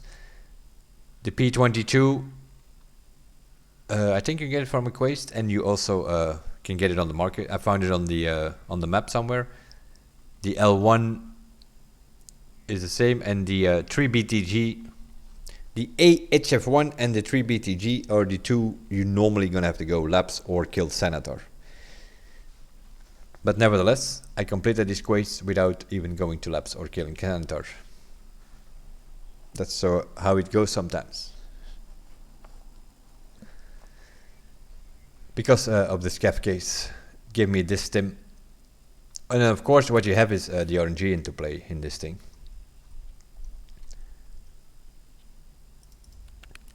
I didn't find that stim anywhere for samples, and then my scav case gave me one. Meanwhile, I have 3 of these 3 BTGs. So it's sort of one of those quests. You can't find it anywhere. Eventually you get one. Once you turn in that quest, then you keep finding them all over the place. I got 3 sitting in here. Meldonin, I got 2. P22s, I got 3. The L1 I got here. The Abdolbos I got here, an extra one. Mules, yeah, mules is the easiest one because you can just craft those in your med station if you want. So the only stim that we don't have is the AHF1, because we had one but we turned it in for samples. Now if you do learn labs, especially the black room, yeah, you can find most of these stims probably in one labs rate. And then with that stupid injector case that they added here, this wipe, this thing here, it's a 1 slot item, but it can hold, if you open it, it can hold 16 of these stims. So what people are doing is they run into labs with an injector case over here in their butt. They open the black room, they find a bunch of stims in there, they push them in there. Even if they die, it doesn't matter. They make it out with these things, and they just sell these stims to therapists. If they do make it out with them, then they just sell them on the market or turn them in for samples. Couple of labs runs with black is probably the best card at the moment. Normally it's red, but from what I hear, red is bullshit. Blue is just a joke. You can't find anything in blue, and although people are trying to sell it to you for all kind of barter trades, or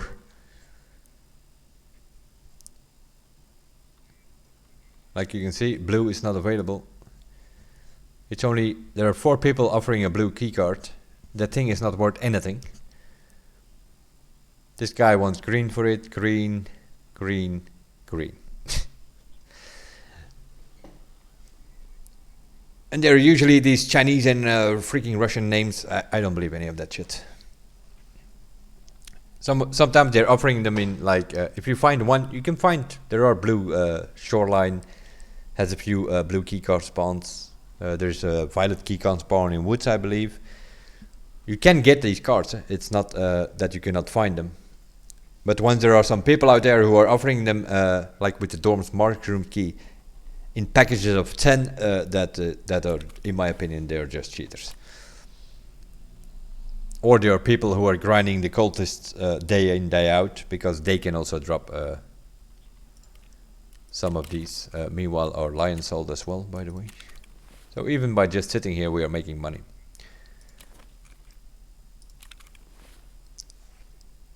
Anyway, I think we're gonna leave it at this, sort of. The game looked into it from a bit of a different side, because we haven't been on one single map, but I just explained you what it's all about. Traders, knowing these items, doing these tasks. Hideout, how it all works. We just looked into that earlier. Very important. If you want to get things, if you are willing to put in time and effort into this game, invest in the Hideout. It's going to cost you a lot of money in the beginning, but once you have this, especially when you, like now, if you, let's say you buy this game, wouldn't worry too much about it. But then when the game wipes, let's say somewhere in summer probably, and you are there from the beginning, immediately invest in your Hideout. Because the faster you have everything done, the better. Another thing, what I also, is something that I didn't do now, is if you have enough room, you can fill in a box here, buy sugar for like 10, 15, 20,000 in the beginning of the wipe.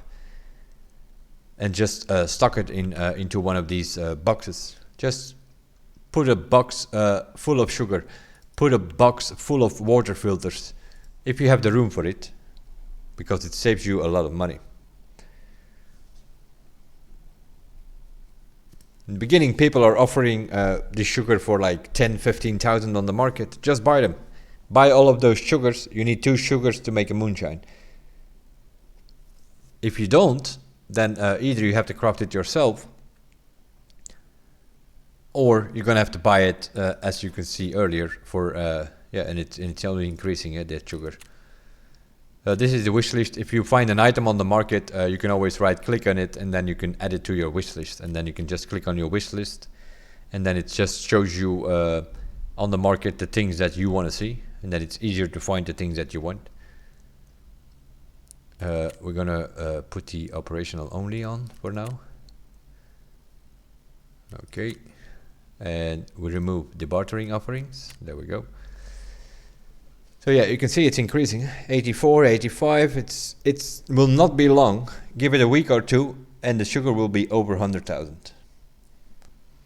So if you can buy your sugar in the beginning, all the sugar that you find, keep it.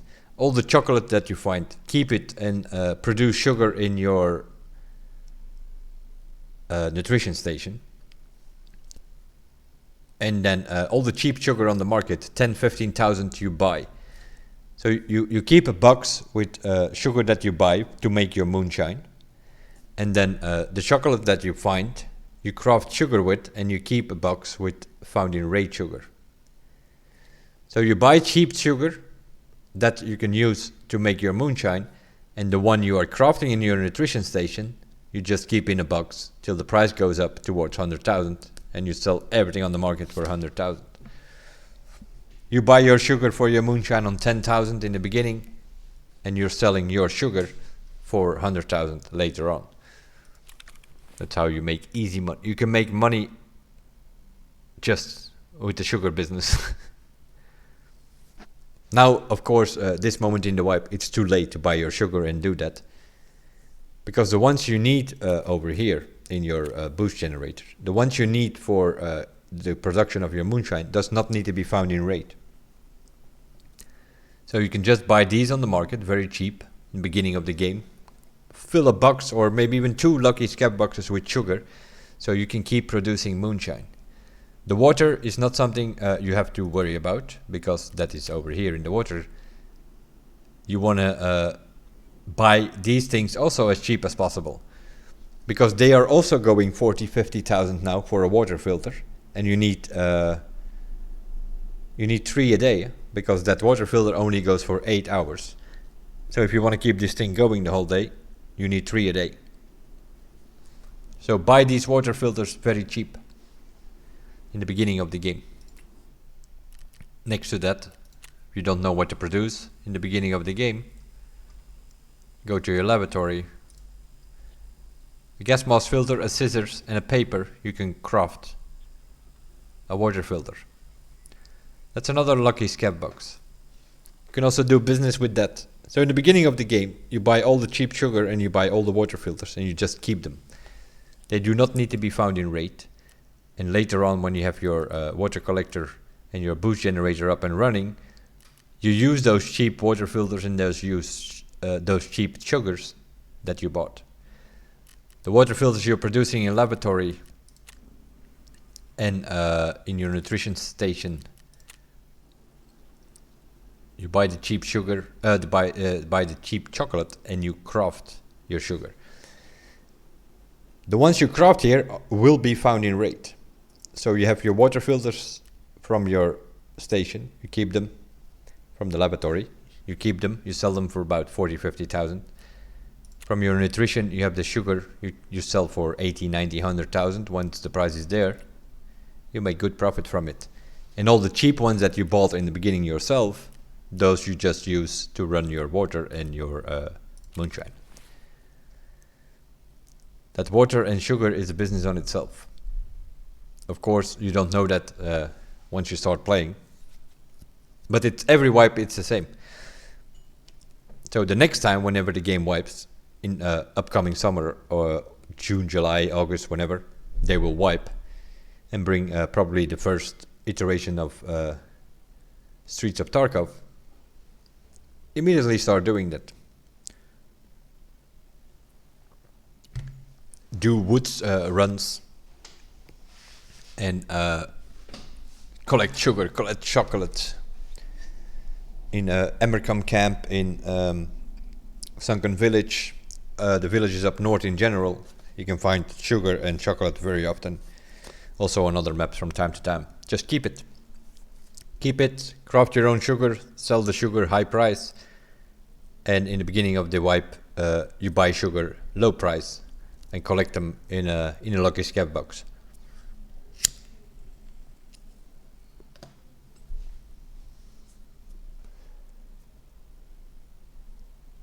We didn't optimize it yet, our hideout, but nevertheless, you can see what's happening here. We have several boxes available. We have several lucky scav boxes available. We have 26 million. I don't care that much for any of the other stats. The only thing that matters is here. We have 71 million stash value. All the rest, something. Often we're just choosing for the loot, which of course means that things like survivor rate and KD are not that great of numbers. I don't care for that. Any of these stats can be cheesed as much as possible. In other words, they don't mean anything. We are playing solo, as I am most of the time. That already changes some of these stats. If you play in a duo or a trio, the survival rate, for instance, doubles already. No doubt about it. You're gonna survive way more if you play in a duo or a trio than when you play solo, because then you come up against these duos or these trios. Next to that, we're concentrating on routing, trying to get our loot out of there, not always paying attention, which also means that you want to get as much loot as possible, you want to get to the good places as quick as possible. Sometimes you're running around without checking around. You can slow play this. Take your time, check every angle, left, right, back, forward and center. Your survival rate will go up drastically. I can do wipes where I can get like 60, 70%, maybe even 80% survival rate. It's not that hard to do. But that's not the way we play. We try to move things, and then you get went up from time to time because you're moving a bit too fast and not checking enough angles. So I'm usually ending up somewhere between 25 and 50% survival rate. But I don't care. Does it matter? Not one single bit. Do we need 200 million or a billion? Nope, we don't. We just want to have a few millions around, because when we decide to play around, we have money to buy whatever we want. And that is also the reason why I don't have weapons sitting in here fully modded and like some guys are hoarding tick cases full of armor, and I don't care. If I find a slick, I just sell it to Ragman. It's 232,000. I have no intention in going to run around with a slick armor class 6 with a helmet, with a face shield, like some tryhard, like many of those guys out there are doing. Well, I just go in with some sort of medium modded AKM or whatever, or some other guns, sometimes even lower. A P.A.K.A. cheap. This whole loadout here costs me like, yeah, the gun is maybe 100,000. The rest is like not even 50,000. That of course is also, I can run, I rather run around with, if I look here, what do I have sitting in here? Some BP on top, some PS on the bottom of the magazine. We are running around with more expensive bullets than we are on gear. Some people are running around with pisspot bullets, and then they run around with class 4 or 5 armor. Yeah, that will not help you much. The ammo is more important than the gun, in my opinion, and especially in this game. You can better invest in some proper bullets than running around with armor class 5 and 6, which half the people don't even care for.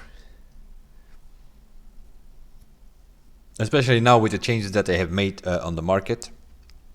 you cannot sell any high tier ammunition or gear. So for instance, if I look, let me have a look. If I look here, for instance, these troopers over here, armor class 4, you can probably sell. There we go. You can sell it for about 80k. If you look here, this Zabrella here, level armor class, what is it, 5, 6? 6. Highest level available. You cannot sell. Armor class 5 and 6 you cannot sell on the market.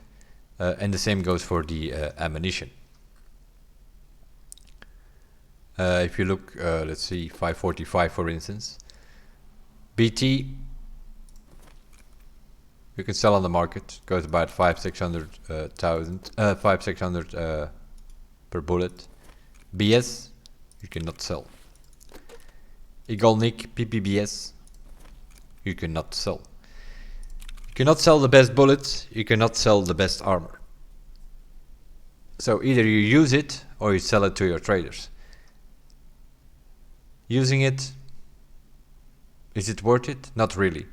Because half of the people out there, you have some tryhards, they are running laps day in, day out, or some other stuff. They can get good stuff from the raiders. They run around with that whole day. But the majority of the players at this moment in time, seeing you cannot sell it, you can also not buy it. And that means that they will not be running around with that. So most people are running around with class 3 and 4 armor and helmets. And then of course you can run around like with a level 5 or a 6. You have a better chance of surviving. True. But on the other hand, you also have the risk of losing all that stuff to some guy who is running around with level 3. So if you kill that guy, you're gonna get some class 3 helmet or whatever. It's not even worth it compared to what you were running around with. But if those guys are killing you, they're making good money. Because they get your class 5 and 6 armor and bullets, so why would you run around with it? Makes no sense. But some people, you know, it's like in a racing game.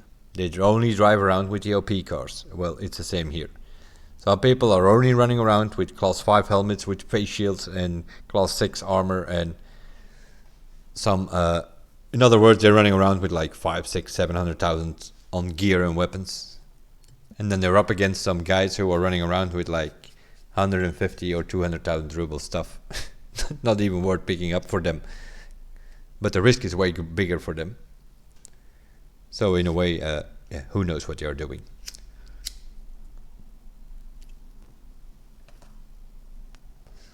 But yeah, it's all you play what you have value for, I guess. I don't care.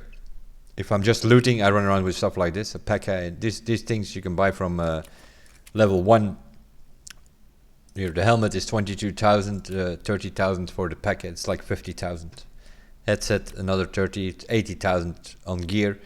And then the gun, I don't even know, 130, 140,000. It's not even, it just modded a bit, that's a bit stable, but it's not,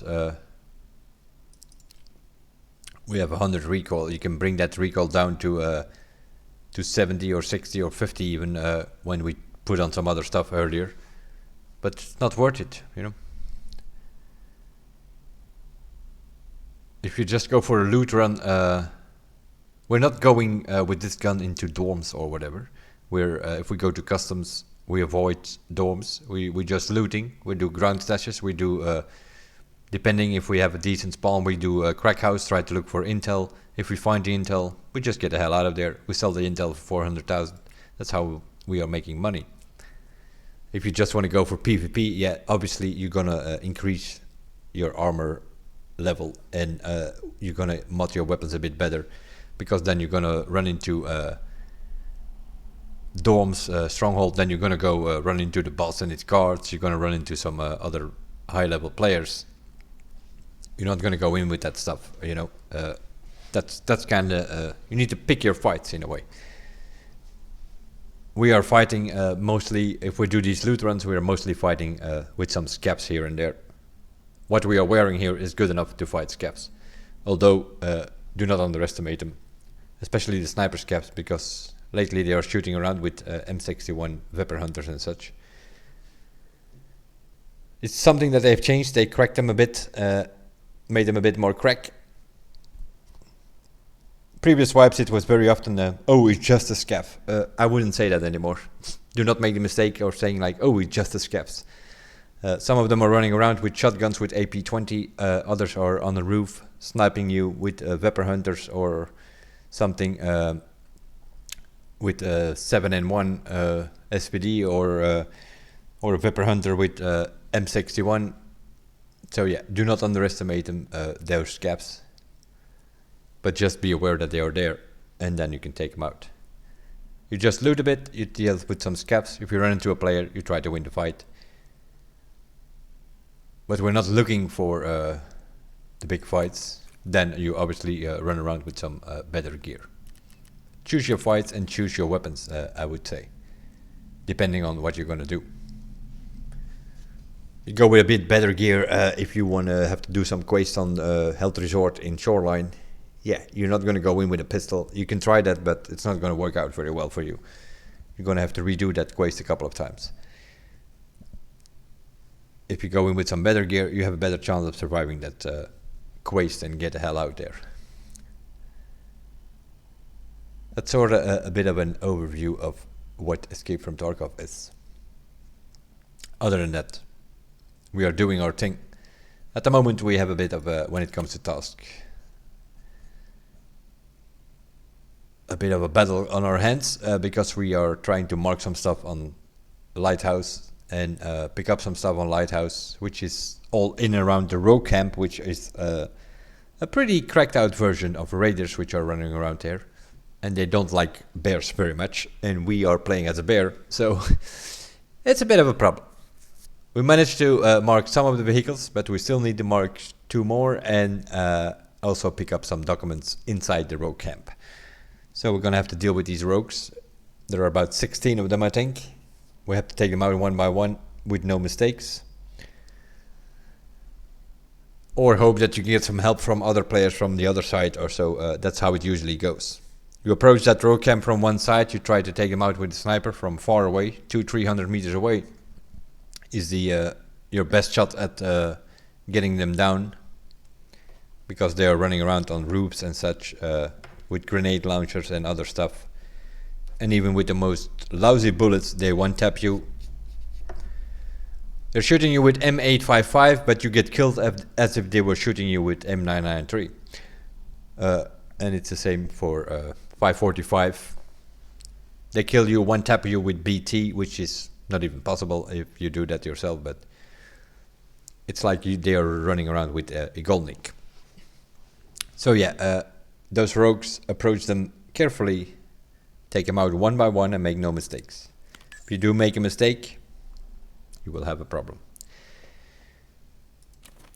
Lighthouse is a bit of a special map on that, okay. Meanwhile, our mets are ready. Let's see. What were we gonna make? Yeah, right, SJ6s. Mets are ready, so we just need to buy a saline solution for 15,000. That's fine. That will craft us 2 SJ6s, which we can sell for about 110,000. Good business.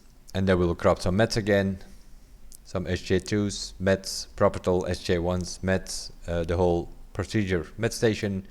I'm making good money from this stim business here that I'm doing there. So I'll make some SJ1s. Once I have those, I keep an eye on my Propertals. If at the moment we still have enough. If it's going down a bit, then we make some more Propertals. And then in combination with the mets, we are producing some mets from time to time, and then we make the SJ6, which we sell. That's sort of our business in the met station. Laboratory, we're switching filter for our air filter unit with magazine cases. But they're going down a bit in price, I've noticed, so we might stop. Might be some day prices though, in a way, because during the night they usually go 250. And then the green bets go for about 180,000. The moonshine from time to time, and the intel whenever it's ready. That all goes to the market. So we are making a few million a week, and the only investment we have is about 500,000-600,000 on fuel twice a week. That's it. Business, passive money over there, and the bitcoins we just keep. Whenever the price goes around 300,000 again, we sell them. Once you have your Bitcoin filled, because that of course is going to cost you a bit of an investment. We found some graphics cards, but not all 25. Most of them we had to buy. They are going for 500,000 for one. But once you have these 25 sitting in here, it's fine. You can just let this thing run, and it gives you a Bitcoin every 20 hours. So even if you don't play for a day or two, you can collect up to 3, you can stack them up. Once you have your hideout on level 51 elite, you can stack up to 5 bitcoins. It will also give you 2 extra slots, so then you will have 8 slots of fuel, which pretty much means you have fuel for the whole week. The water collector will give you 2 more slots, I think, so you have more water filters in here. Basically, you will have 3 for a whole day, and the air filter unit will also give you 1 or 2 more slots, so you can put more filters in here, which pretty much means you can do your things. You can make long crafts. You show up once or twice a week for your hideout, and the rest will keep on going. But that's obviously not if you play anyway. In between raids, you check your hideout, you make your crafts, you play 2, 3, 4 hours for the longer sessions. 5, 6, 7, 8 hours, whatever. Yeah, then you can do a lot of crafts while you're playing in between raids. We take our time. We are not rushing in from one quest to another and hop back in, and then your inventory one mess. No, that's not how we play. You will not see these boxes organized in many other streams. But we take our time. We do a quest, then we organize our stash again, sell things, and then we go back in. We do our scaff runs whenever they are available.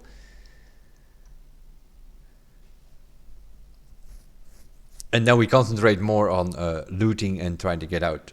Like you see here, the PMC somewhere between 25-30% survival rate. If you go in your scaff, once you're in the game, you can also check out this screen, and then it will give you your scaff stats. I think I have 450 rates or something in with the scaff, and there my survival rate is like 75% or whatever. So it's a matter of how you like to play the game.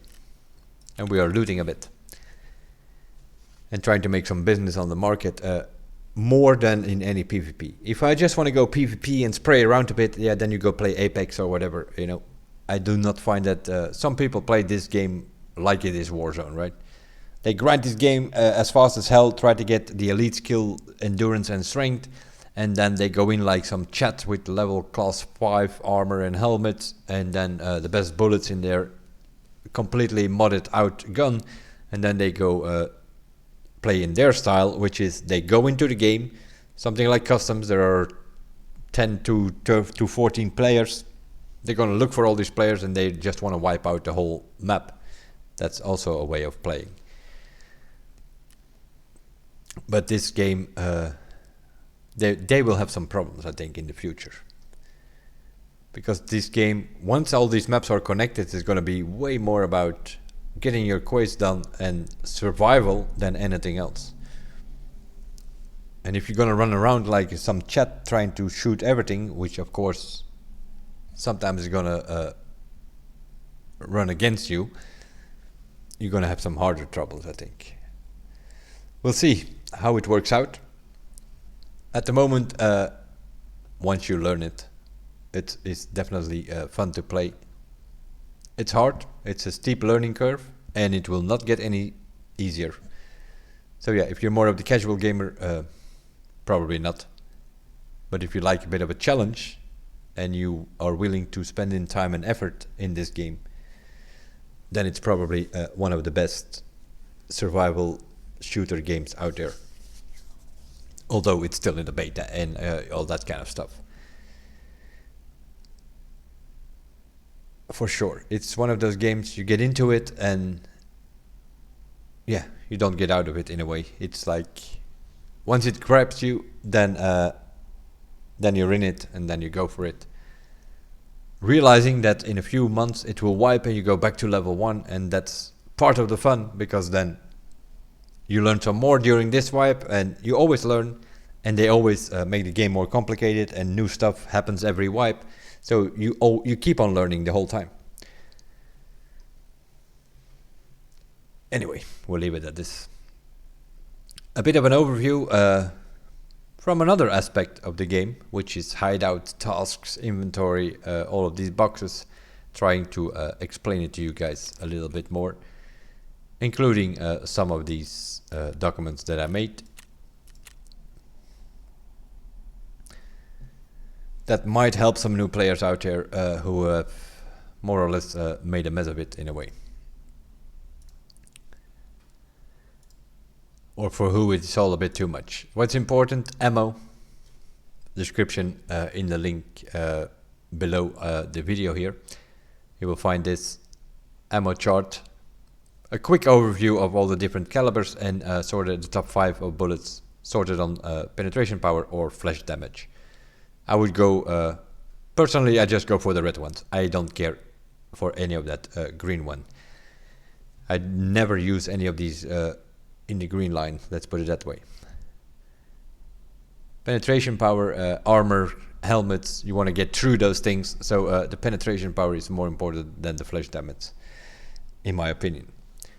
Of course, some people are switching it up in such a way that you fill up your mag with some damage bullets and then you top it up with the penetration. That also works.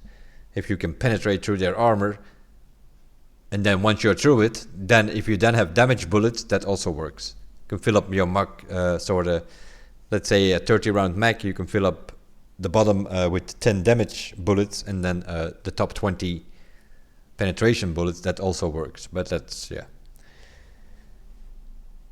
I just leave the damage bullets behind, and I run a full mag of BP 762 or M62 51 caliber, something like that, you know.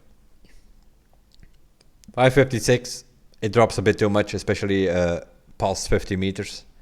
Normally it was good, but this wipe, they messed around a bit with the recoil numbers.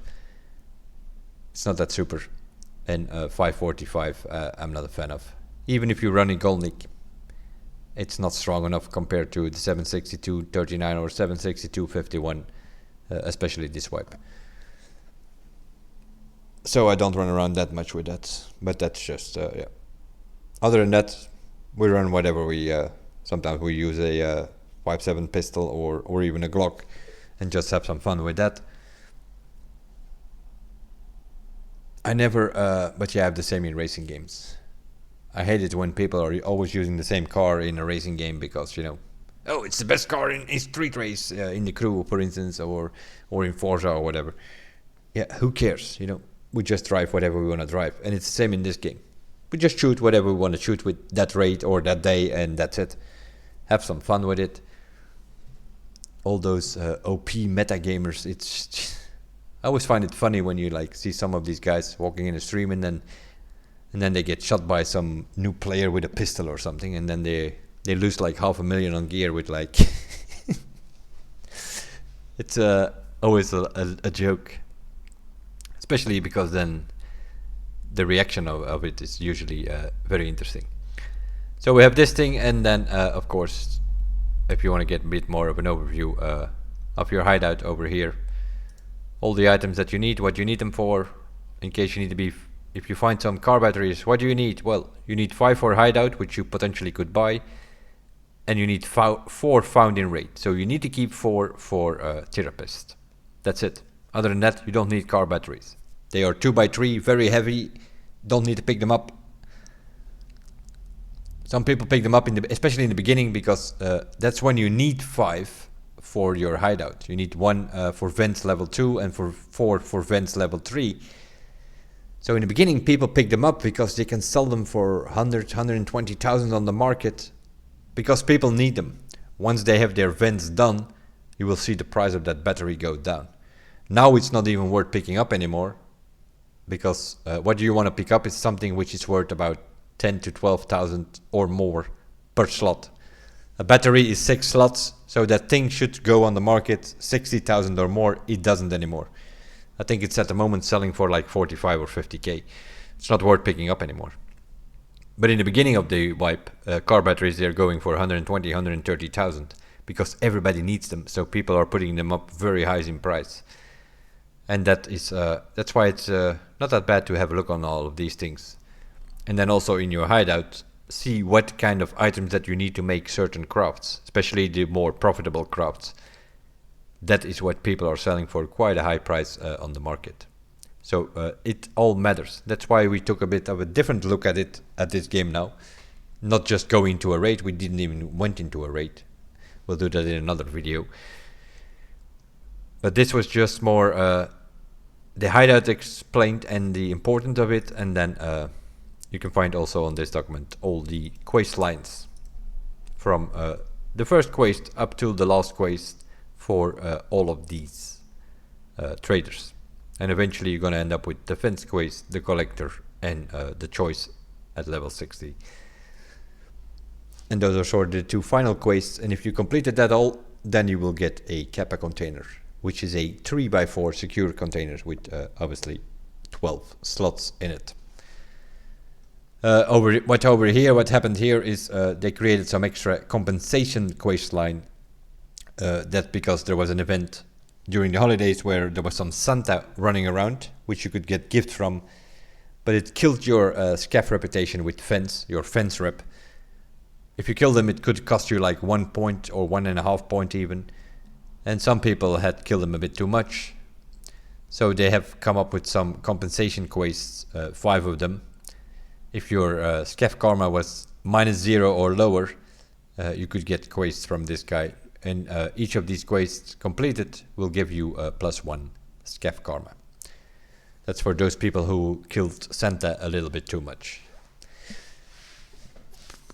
I didn't get any of these quests because I didn't shoot him once, and that means my compensation thing was not needed. My fence rep was not low enough to even get any of these quests. It needed to be -0.1. Then you get 1 of these. If it was -0.2, then you get 2 of these. If it was 5 or more, then you could get all of these 5 to get your fence rep a little bit up again, 5 points maximum. For those who just kill them every time that they saw Santa, there are some people out there who have -80 scaff karma. They will obviously not be able to get their cav back up unless they reset their account. The idea is to get it to +6.0 and not at any time. That scaff karma is something we haven't even mentioned that in depth, but it pretty much means that you have a reputation with fence, and every time you do a scaff run and you extract, you get 0.01 reputation.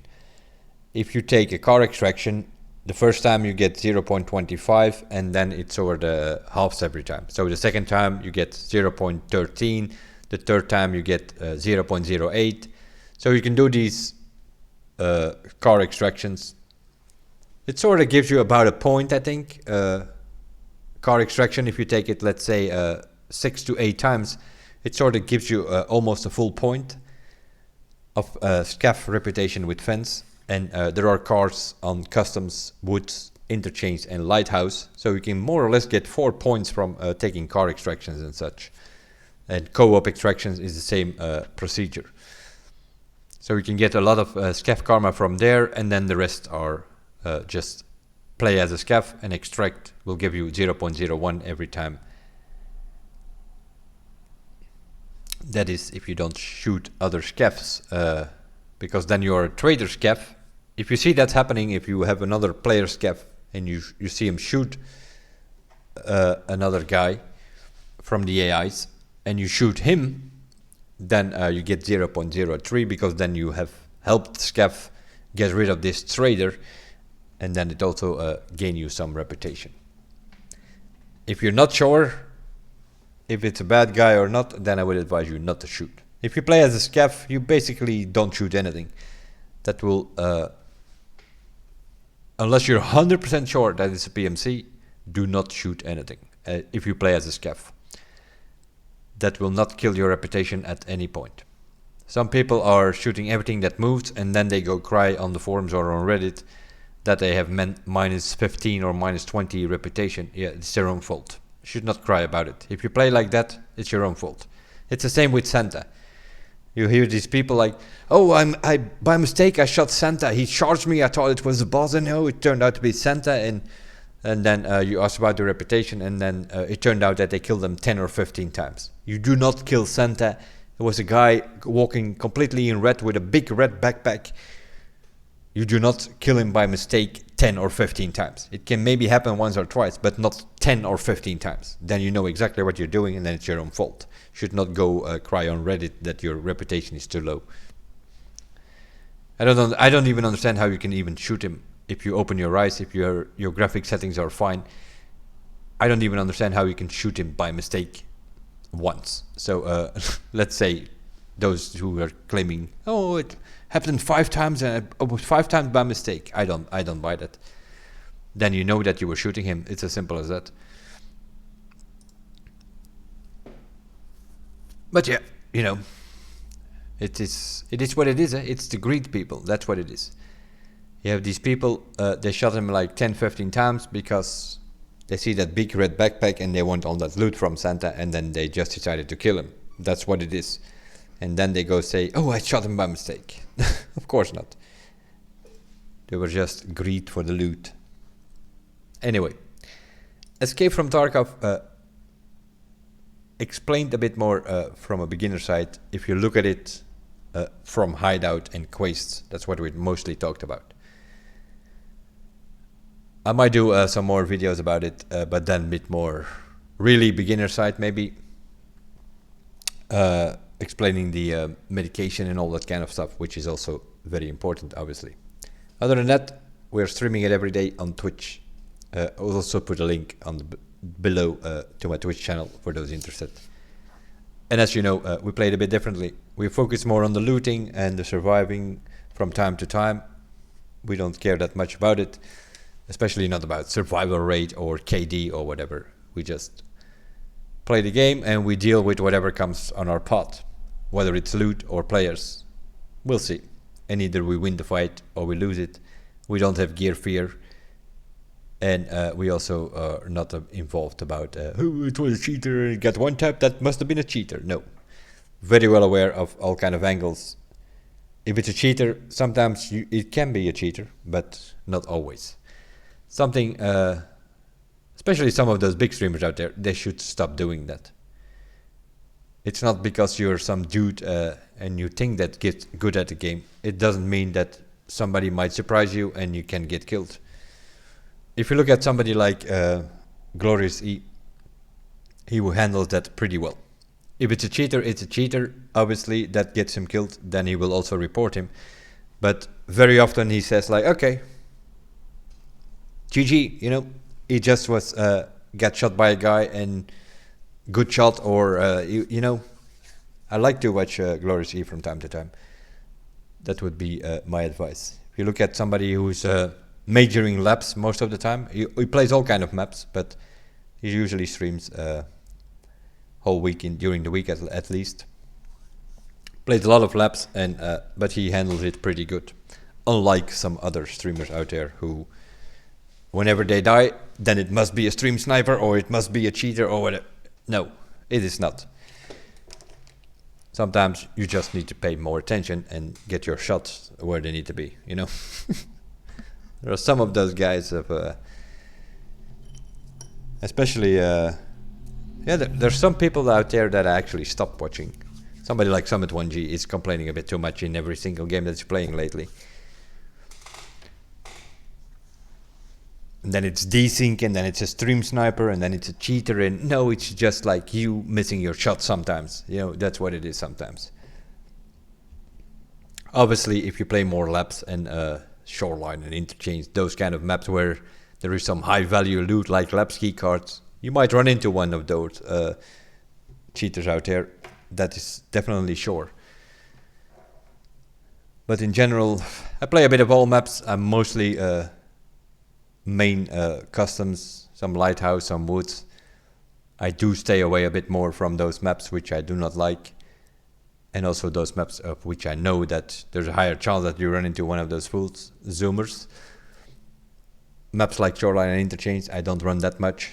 Laps, I don't even bother going there unless for that one or two quests that you need to do there, but that's it. And then you do just fine, right? I run into one or two cheaters, I think, in 2 months and a half. So it's not as bad as some people out there claim it to be.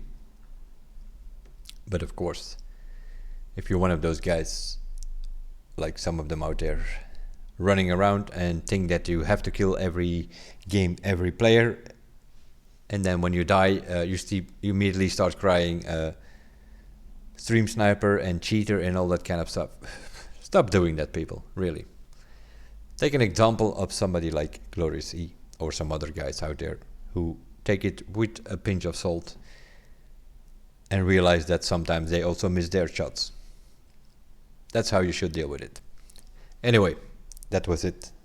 See you guys in the next one. Bye bye for now.